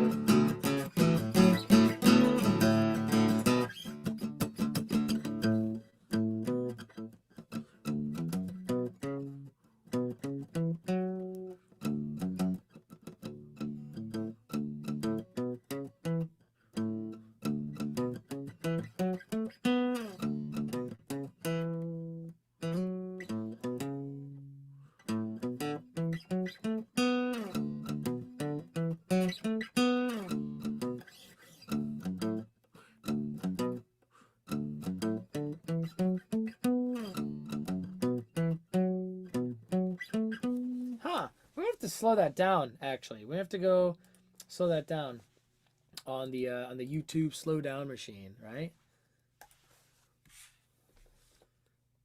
Let's see here.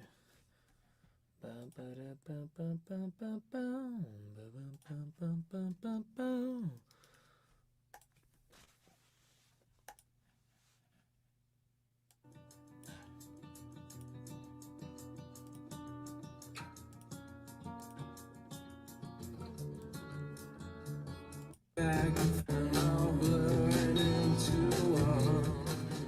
This place that I know it's for you.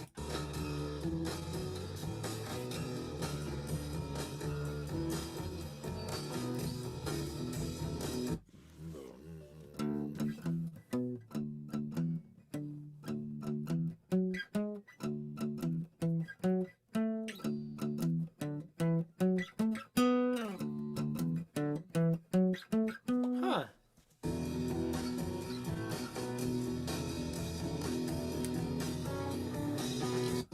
I don't know why this is giving me such trouble. I know why. It's because I'm actually quite tired. I didn't tell you guys that yet.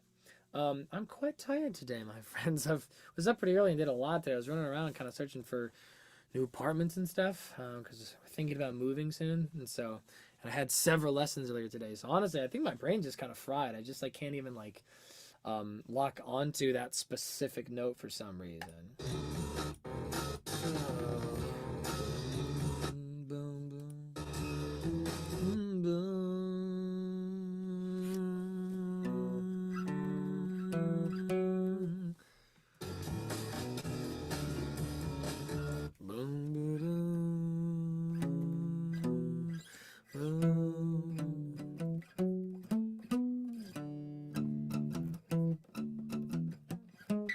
Huh.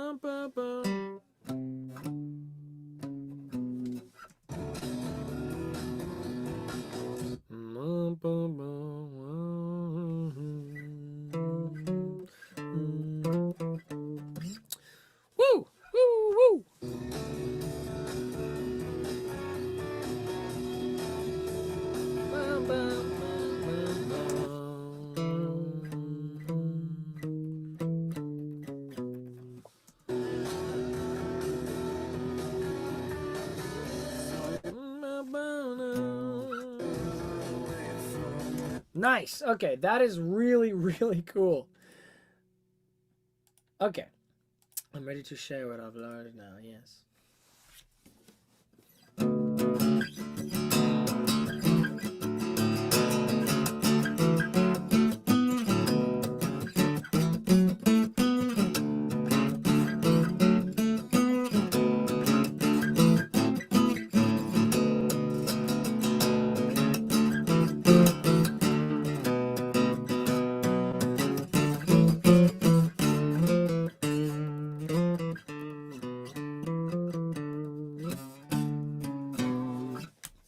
Okay, cool.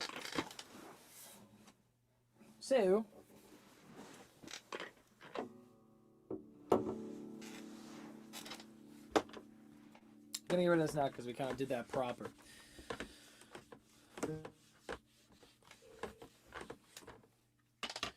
So here's the really, really cool thing, right? So the verse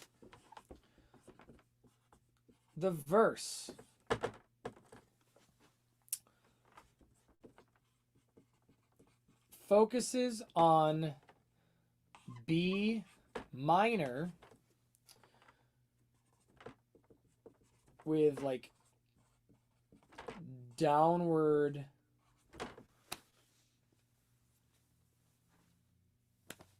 with downward melodies. Yeah. That's what we see. We're like downward melodies. And then when we get to the chorus, which for my friend Saddest Night Out, if you are still here, maybe I'll take it back. Maybe I'll take back loose structure. This, I mean, I would call this that like this ascending you know what we're gonna do with the descending? I would kind of call this with a, you know, focuses on B minor and descending. I would kind of call that, personally I would call that the verse. And then I would call this like ascending thing.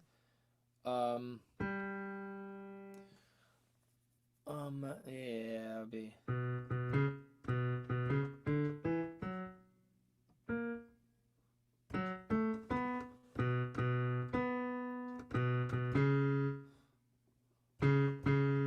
Right? Okay, let me.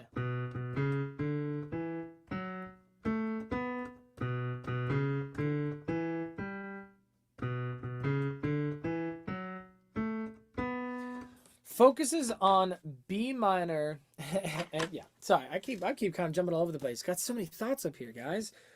That ascending section, I would probably call that the verse, and this kind of do do do do do do do do do do do do. The ascending section, I would call that the chorus. But then again, it is subjective, and somebody else might disagree and say, no, there's no way that's the chorus. It's more like the verse is this thing, and then that's the chorus, and then this is the bridge. They might even call this just like an instrumental like refrain or instrumental break. Very, very interesting. So anyway, I would say this thing kind of focuses on B minor and descending. And I would say the chorus focuses on D, which is the relative major, the way that the B minor is the relative minor, and ascending. However, the thing that's really interesting that they've done here is they have figured out a way to kind of make each one of the either one still kind of feel ambiguous about whether or not it's focused on the major or the minor. Because of sneaking in the other things, right? So during the verse, we have a vox the vocals focusing around D, which is the relative major. And then during this chorus, the, scale is a, it kind of does this like B minor pentatonic, right? Ascending scale. However, you have D in the bass. You have a B minor pentatonic scale with D in the bass.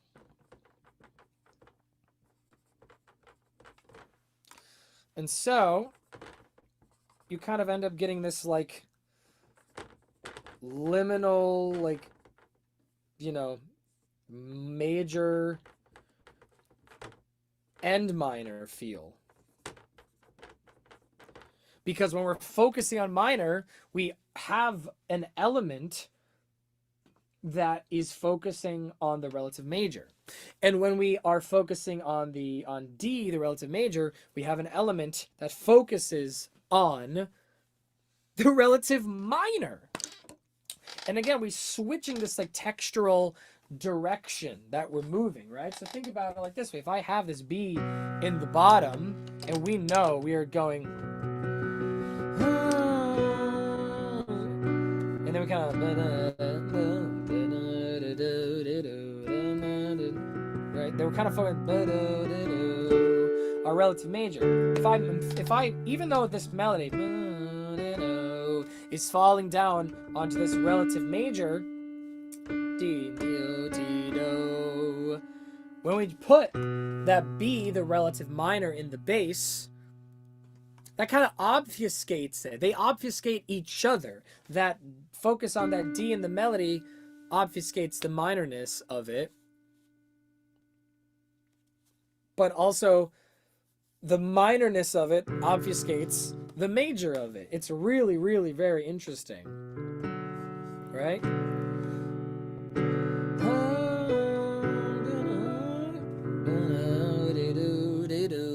This is what I mean. You sing the melody alone.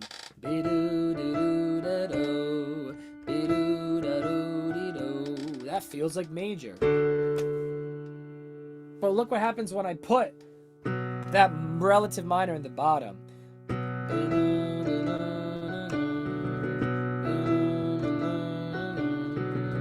Now all of a sudden, it's starting to feel minor.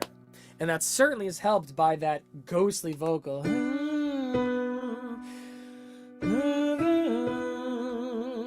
Right? That really helps it a lot. And also, we really have this other ghostly thing tonicizing that B minor. So then what happens when we go to the chorus is now it's very, very clever. As we said, the bass line follows that ghostly vocal. So what happens is on the downbeat, we hit that flat 3, we hit the D. 1 and 2 and 3 and 4 and 1 and 2 and 3 and 4 and 1 and 2 and 1 and 2 and 3 and 4 and we have the D on the downbeat, and we're expecting to descend onto that B. You right? But then when we get to that chorus section, the ascending section, they trick you up because they do play that D on the downbeat, but rather than going da, da, they just keep you right on the D, da, da, da, da, da. And that's when they do the B minor thing, right?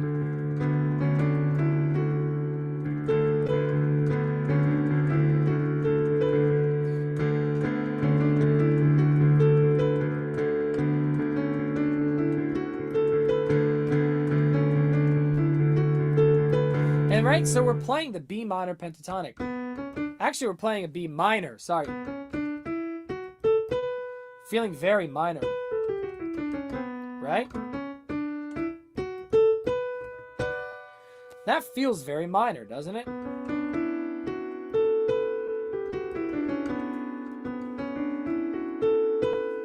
Pentatonic minor. with our added 9.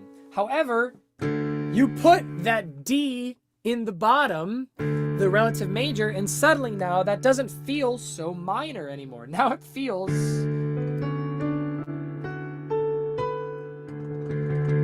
it's obfuscated. The tonality and quality is obfuscated by it, right? By the D in the bottom.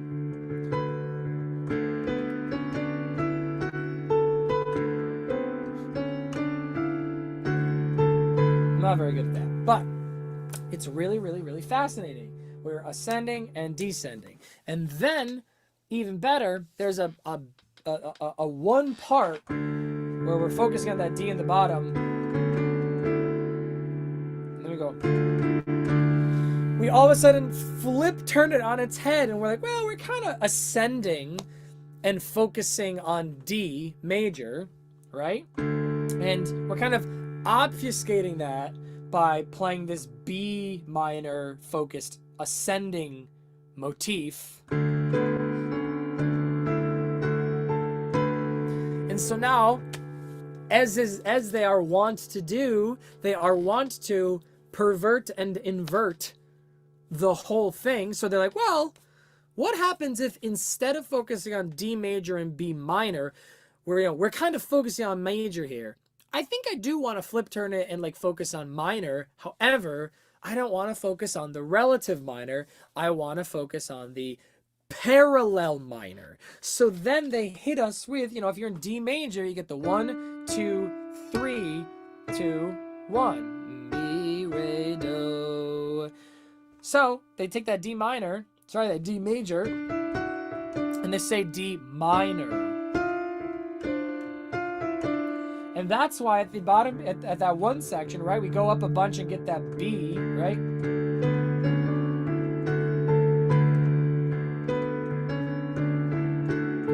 And then they turn it around and go, all right, enough of that. Now we're going to focus on that parallel minor. Oh, now we got D minor. We got that D minor modal mixture parallel situation. And we do that a couple times until here we are on our D, perfectly ready to go back to our verse to continue our descending section, right? This is the key to this song, you know what I mean? Modal, modal, modal, modal, all about it. These textures, these ideas, these motifs, these structures. It's not about chords. It's not about any of that. They're just thinking like with these broader, more vague ideas and exploring them. You know what I mean? And delivering it with interesting rhythms and playing together properly. And again, the interesting textures. So many contrasting textures and rhythms and ideas.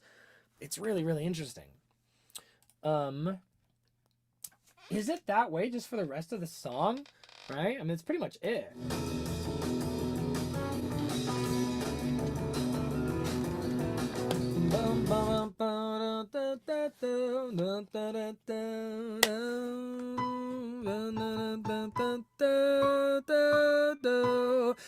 Okay, so check it out. We do have, in addition to, all the other cool stuff in this ascending chorus section, we also do have, a little bit of a reference to our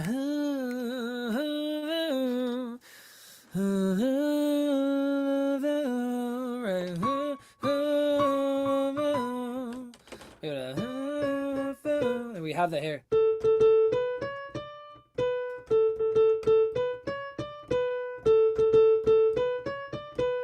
Nice. Kind of, again, we focusing on that, right? Every time there is something tonicizing something, there's something else tonicizing. Well, again, there is no tonic, there is no tonal. Just when there's something focusing on a certain area, there's something else focusing on the other thing, right? And there is this cross-pollination a little bit, right? But, again, that's how you know it's good stuff.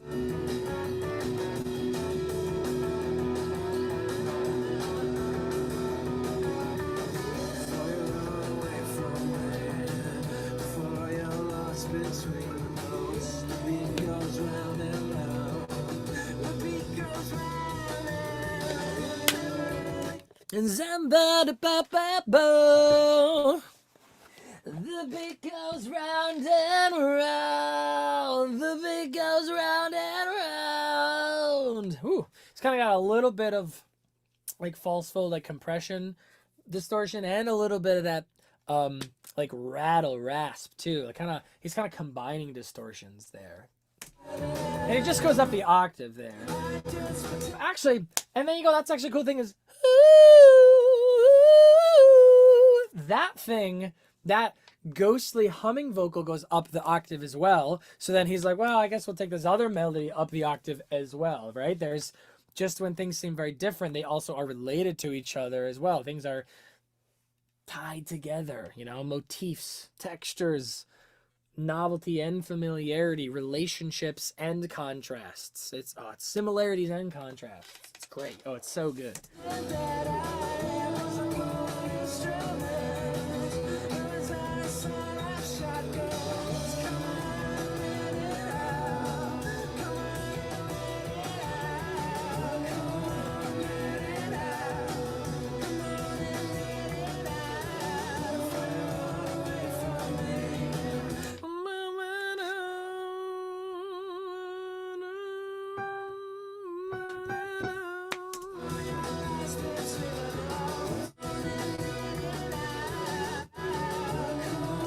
Okay, I like that little high guitar bit coming in there. What is that high electric guitar bit on the left here? That's nice.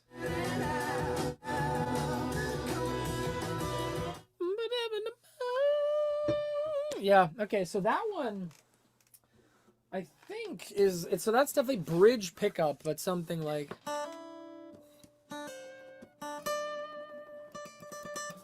that, right? Right.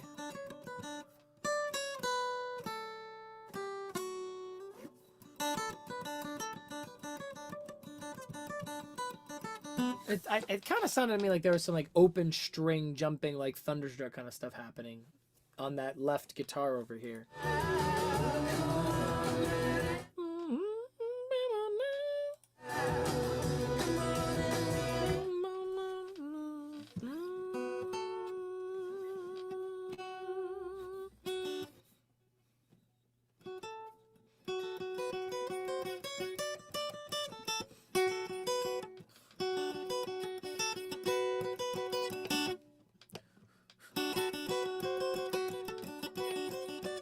There's something like that happening in there. It's really, there's a lot going on. It's kind of hard to valorize and pick that out.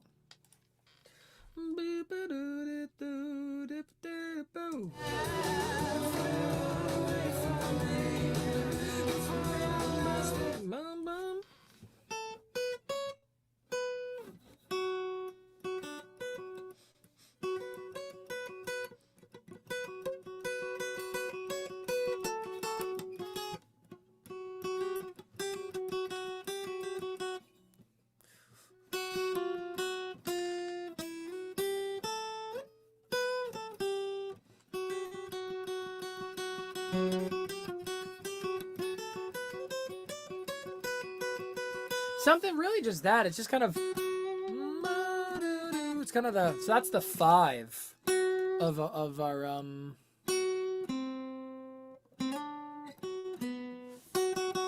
our yeah, it's the 5 of our B minor, kind of pedaling against this kind of, you know, something like that.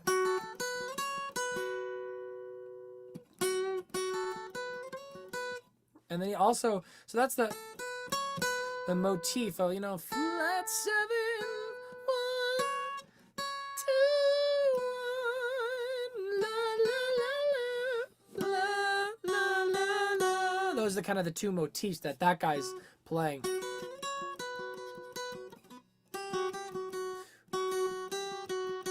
Something like that.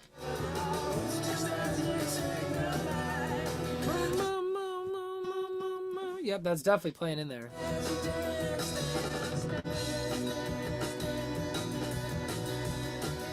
Oh, yeah.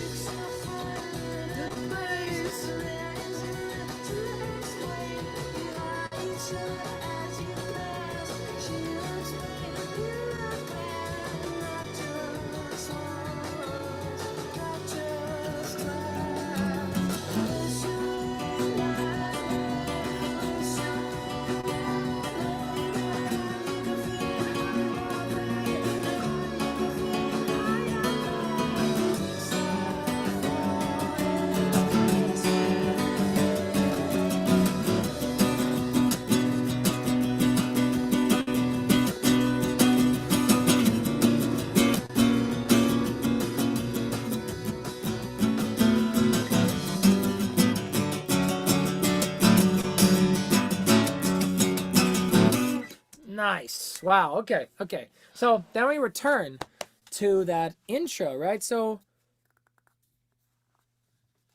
that's cool. That's cool. That's cool. It's cool. It's really cool. Then we return. Let's see here.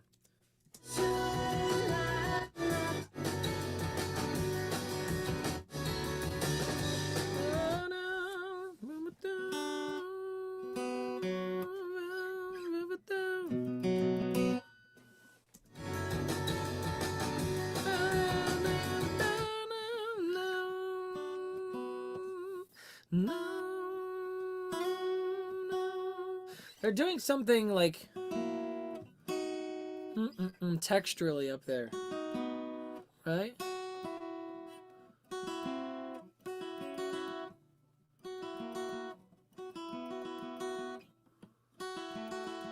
So what they're definitely doing up there, when we return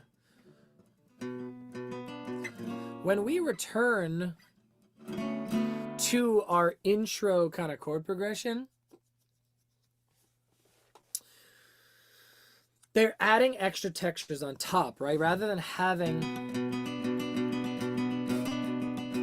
this guy, that same, guitar thing in the bottom, they kind of take that like low, kind of like woody texture, because again, it's all about texture. That's really how they're thinking about this, how they're going about this, is they say, I really actually want to go sparkly up high with those textures. So definitely something, I don't know exactly what it would be, but there's something sparkly like that. That's what they wanted. They wanted to go high and sparkly rather than this like lower woody. And downwards. Notice that as well. They're like, we're going to go up when we do it this way, and we're going to go down when we go at the end of there. So it's all about these contrasting directions and these textures and these modal ideas.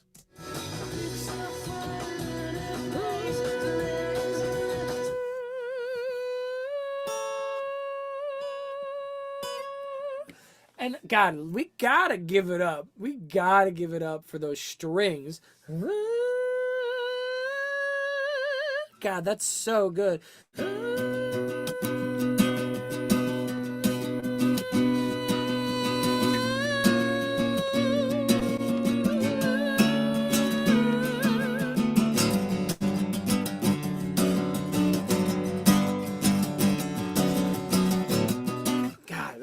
That must be fun to jam on. It's a shame they don't really play that one anymore. So those strings really just kind of play again on this ascending descending idea. When we have this B minor go down to that B flat minor, right? What would be the notes in the B flat minor? We have, so these are our notes in our B minor, and we're playing a B. And then we go to a B flat minor. Oh, wait, yeah. We're just going down like that, right?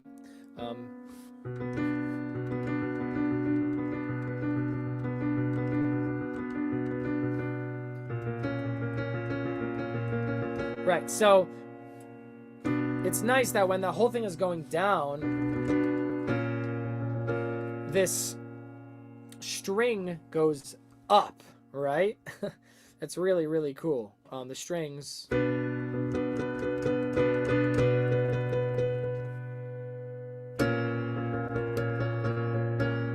God, that's so nice. That's really, really great.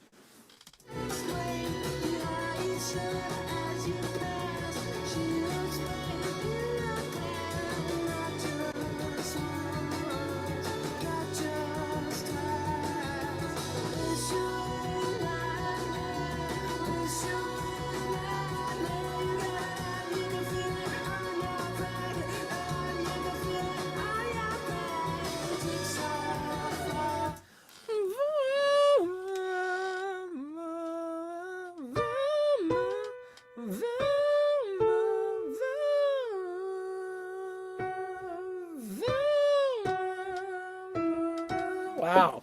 Woo! Those strings. Do other people... Tell me other people are like as obsessed with their strings as I am, though. Those are so tight and so good.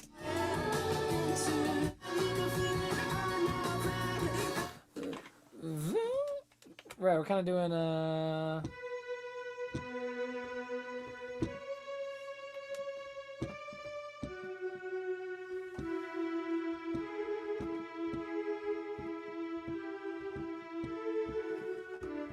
yeah, something like that, right?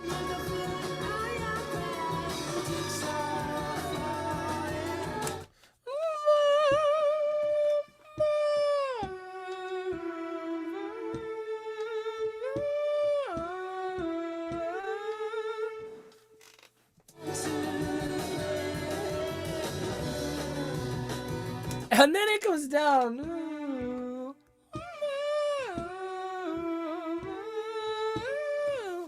Let me go listen to that one more time.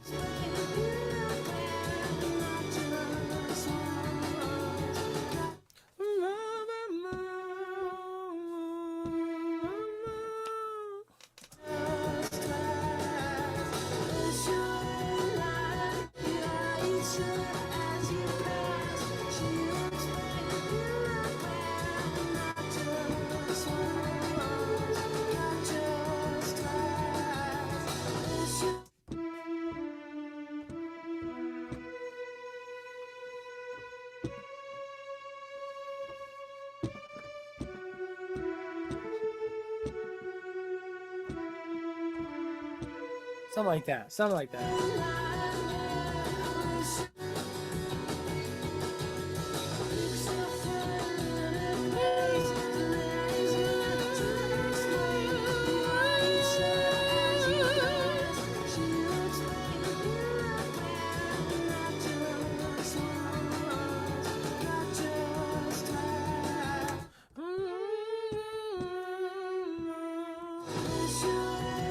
Yeah.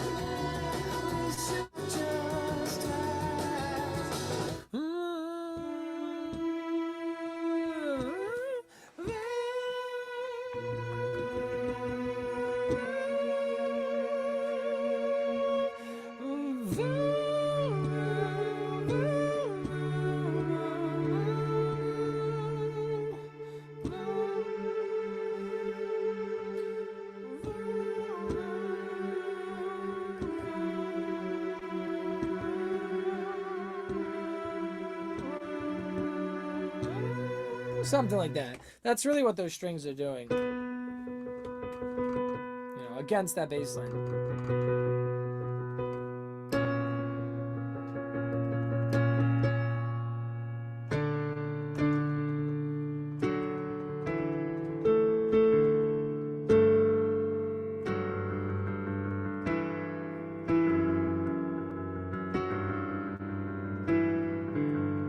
Something more or less like that. That again, that's not exactly the point of exactly what's happening against each other, like harmonically. The point is texturally.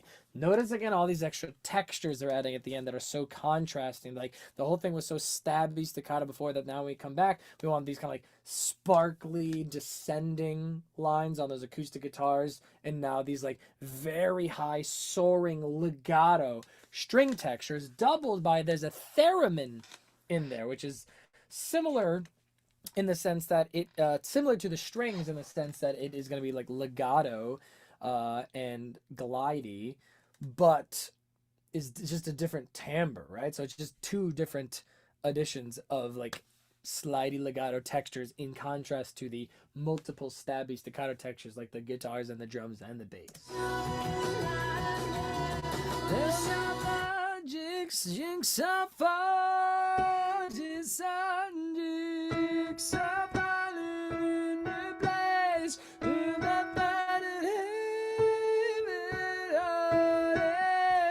right, so it's just a nice magic falling into place. Up and down, sit up, yeah, just more kind of pentatonic stuff. And you know, I don't want to get too bogged down on the actual analysis of the notes that are being played because again, it's not about it. It's not about the exact notes being played.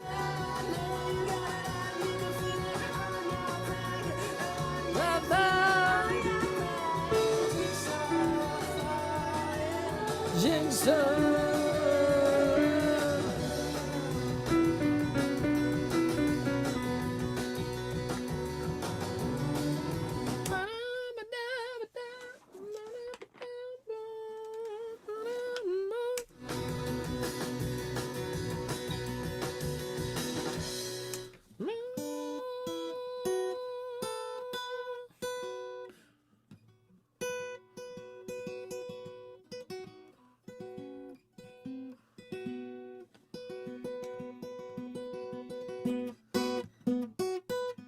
Wow, with this alternate tuning, this is how you play a power chord up here.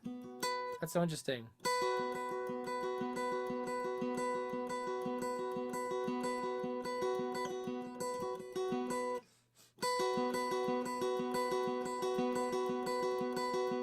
Sparkly, descending. And then ending finally on that.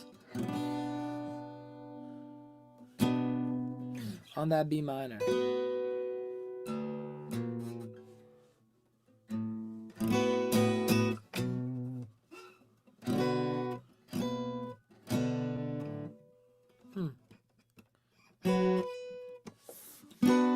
There you go. Alternate tunings are weird. There you go. I mean, so that is really the analysis of the whole thing. It is highly modal.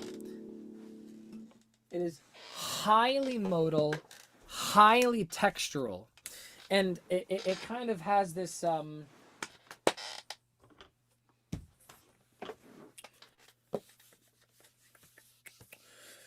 the structure kind of has this like hourglass kind of structure to it, you know? It's kind of got yeah, so it's like I think I'll draw it like this then. So let's say it like this. We got like the verse. We got the intro.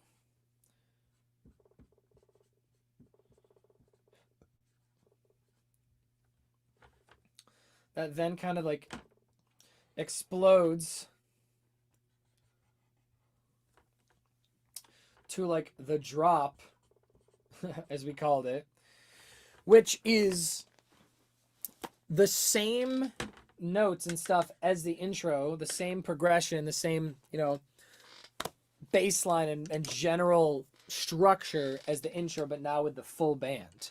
But then, interestingly enough, we then kind of come in to the verse, as I'll call it, right? Which is, I think we'll call it,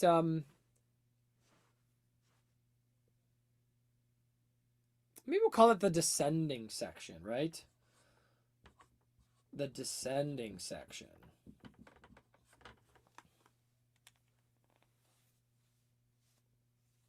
And we kind of go through that a little bit, and then we kind of, what we do is we kind of come even further like in on this kind of thing to the ascending section, right? Which is very brief.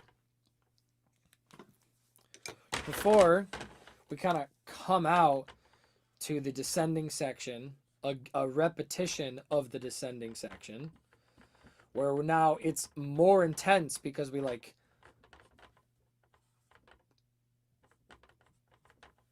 up the octave, right? And then what we do is we return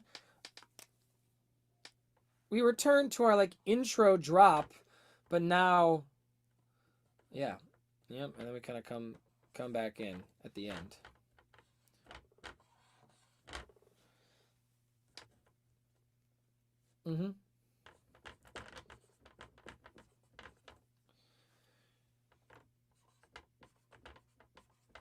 The intro drop you know, with the full kind of blossoming of everything.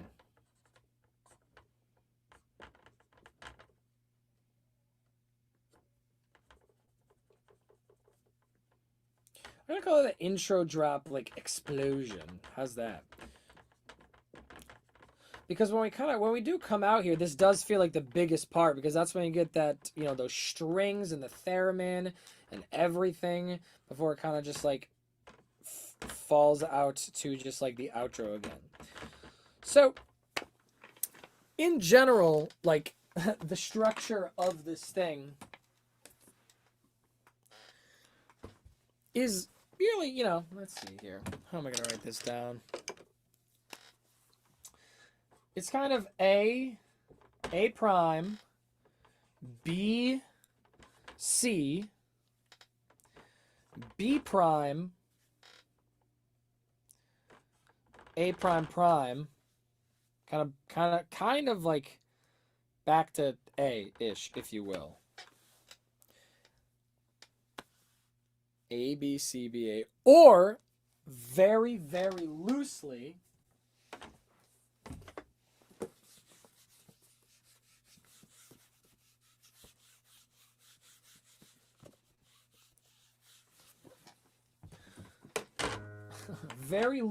this song is A, B, C, B, A. So that's really the structure of this song, everybody. And it's really interesting. You could really go through this whole thing and see how the A kind of has this like interesting like chromatic progression. You know, the A has this chromatic progression with the acoustic guitars, and then the bass and the drums come in. And it's kind of like this nice like major seventh-y kind of like chordy kind of feeling. And then the B section is all about descending and focusing on B minor. But, you know, even as some things are mostly focusing on B minor, there's always a little something focusing on that relative major. And then, let's see here. Here, I'll do it this way. This is going down. And then the C is focusing on ascending and focusing on major, right? But again, same thing. Let's see here.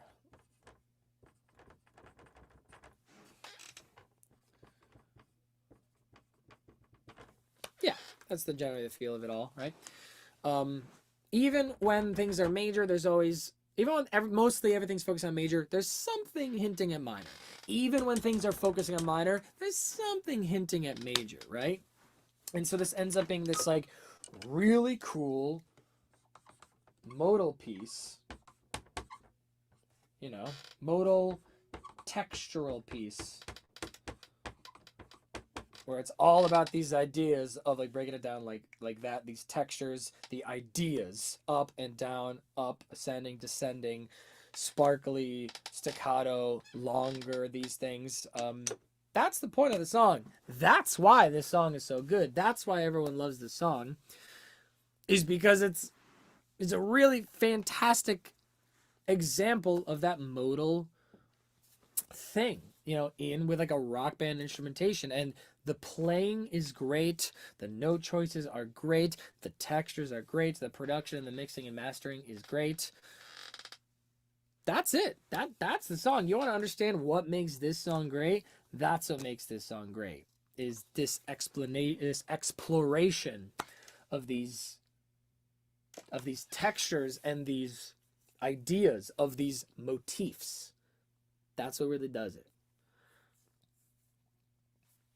And a lot of there's a lot of repetition, and when they do repeat, there's always these like little things in between that they add that make every single section new. Yeah, there you go. I mean, that's the analysis of the song, really. How do you guys feel about it? Not too much going on in the chat right now, but that's okay. We had a lot of like interesting, very visual kind of things and drawings this time around. These guys are great players. A song like this really shows you how great players and musicians these guys are, and just how much they definitely have a handle on a larger, more cerebral, almost like looser, vaguer, more like metaphorical approach, right? I think Radiohead is generally really good at that. Really good at having one idea and then seeing how far they can take that idea. That's something that they are really, really great at. And you see it all the time, even if it's something like this, like descending and ascending. Yeah, there you go. I think this could be a good one. I think it could be really fun to perhaps make a video on the modal aspect of this. What do you think? Cool. Okay, everybody. So that's going to be the end of the stream.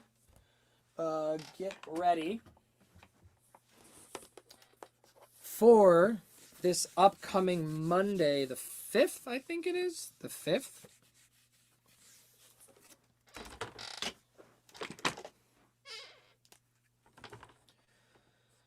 Monday, January 5th is going to be a new Julian Casablancas song. So look out for the poll on what Julian song we will be doing, because we did Leave It in My Dreams. We did Adults Are Talking. So that's some new stuff. And then that means that the following thing will be...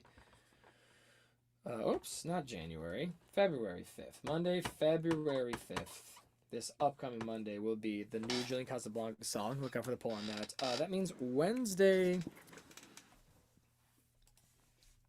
February...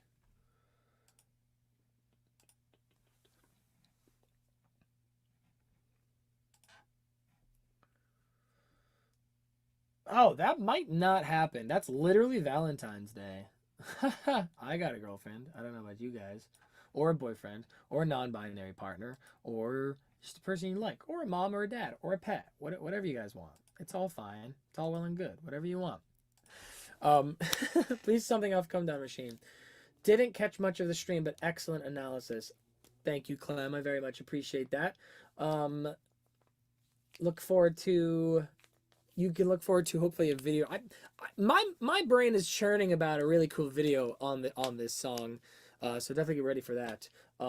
Something off Come Down Machine. I would love to do something off Come Down Machine. I am just letting the polls decide. So if you want to do something off Come Down Machine, show up in the polls. Yes, absolutely. So I don't know if we're gonna do it. That is actually just Valentine's Day. So. Probably Tuesday. I think Tuesday is just gonna be known as my alternate day. So that'll be Tuesday, February 13th. Will likely be the new non-Julian Casablancas, right? So that's the thing. We're always gonna do a Julian Casablancas song, and then we're always gonna be having also in the rotation a non-Julian Casablancas song.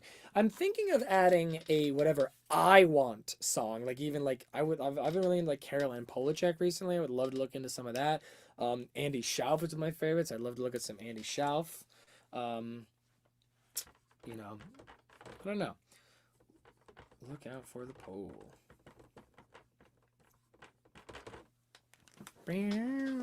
Love Call It Fate, Call It Karma. I also love One Way Trigger too. There you go, everybody. That's it. It was great seeing you all. I hope you had a good time. And we will see you next time. All right, everyone? Look out for the polls. Look out for the videos. So appreciate your support. Thank you so much. If you guys like what I do, you can like, share, subscribe. Patreon, private lessons. Super thanks. Maybe I should do like a buy me a coffee situation. I'm not sure. But cool. Really, really a good cerebral song, you know what I mean? It's not so like analysis heavy as much as it's just stretching that brain of like how you can think about music and what you can do. I mean, they literally just have an ascending scale for the chorus. Can you believe that? It's literally just, you know what I mean? It's just, how cool is that? That's the chorus. That's that middle section of this song. That's the chorus. Yeah. There we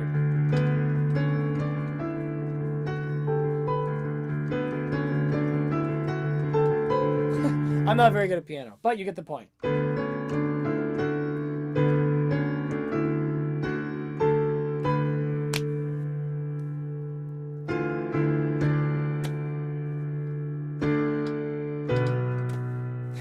That's the song.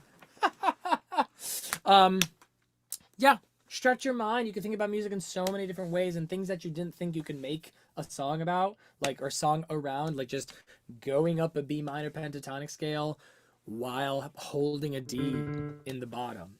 You can do it. And hope you have fun doing it. All right, so everyone get out there, make some great music. Thank you so much for being here, and we will see you next time. All right, everybody. Peace and love. Peace and love. Bye bye.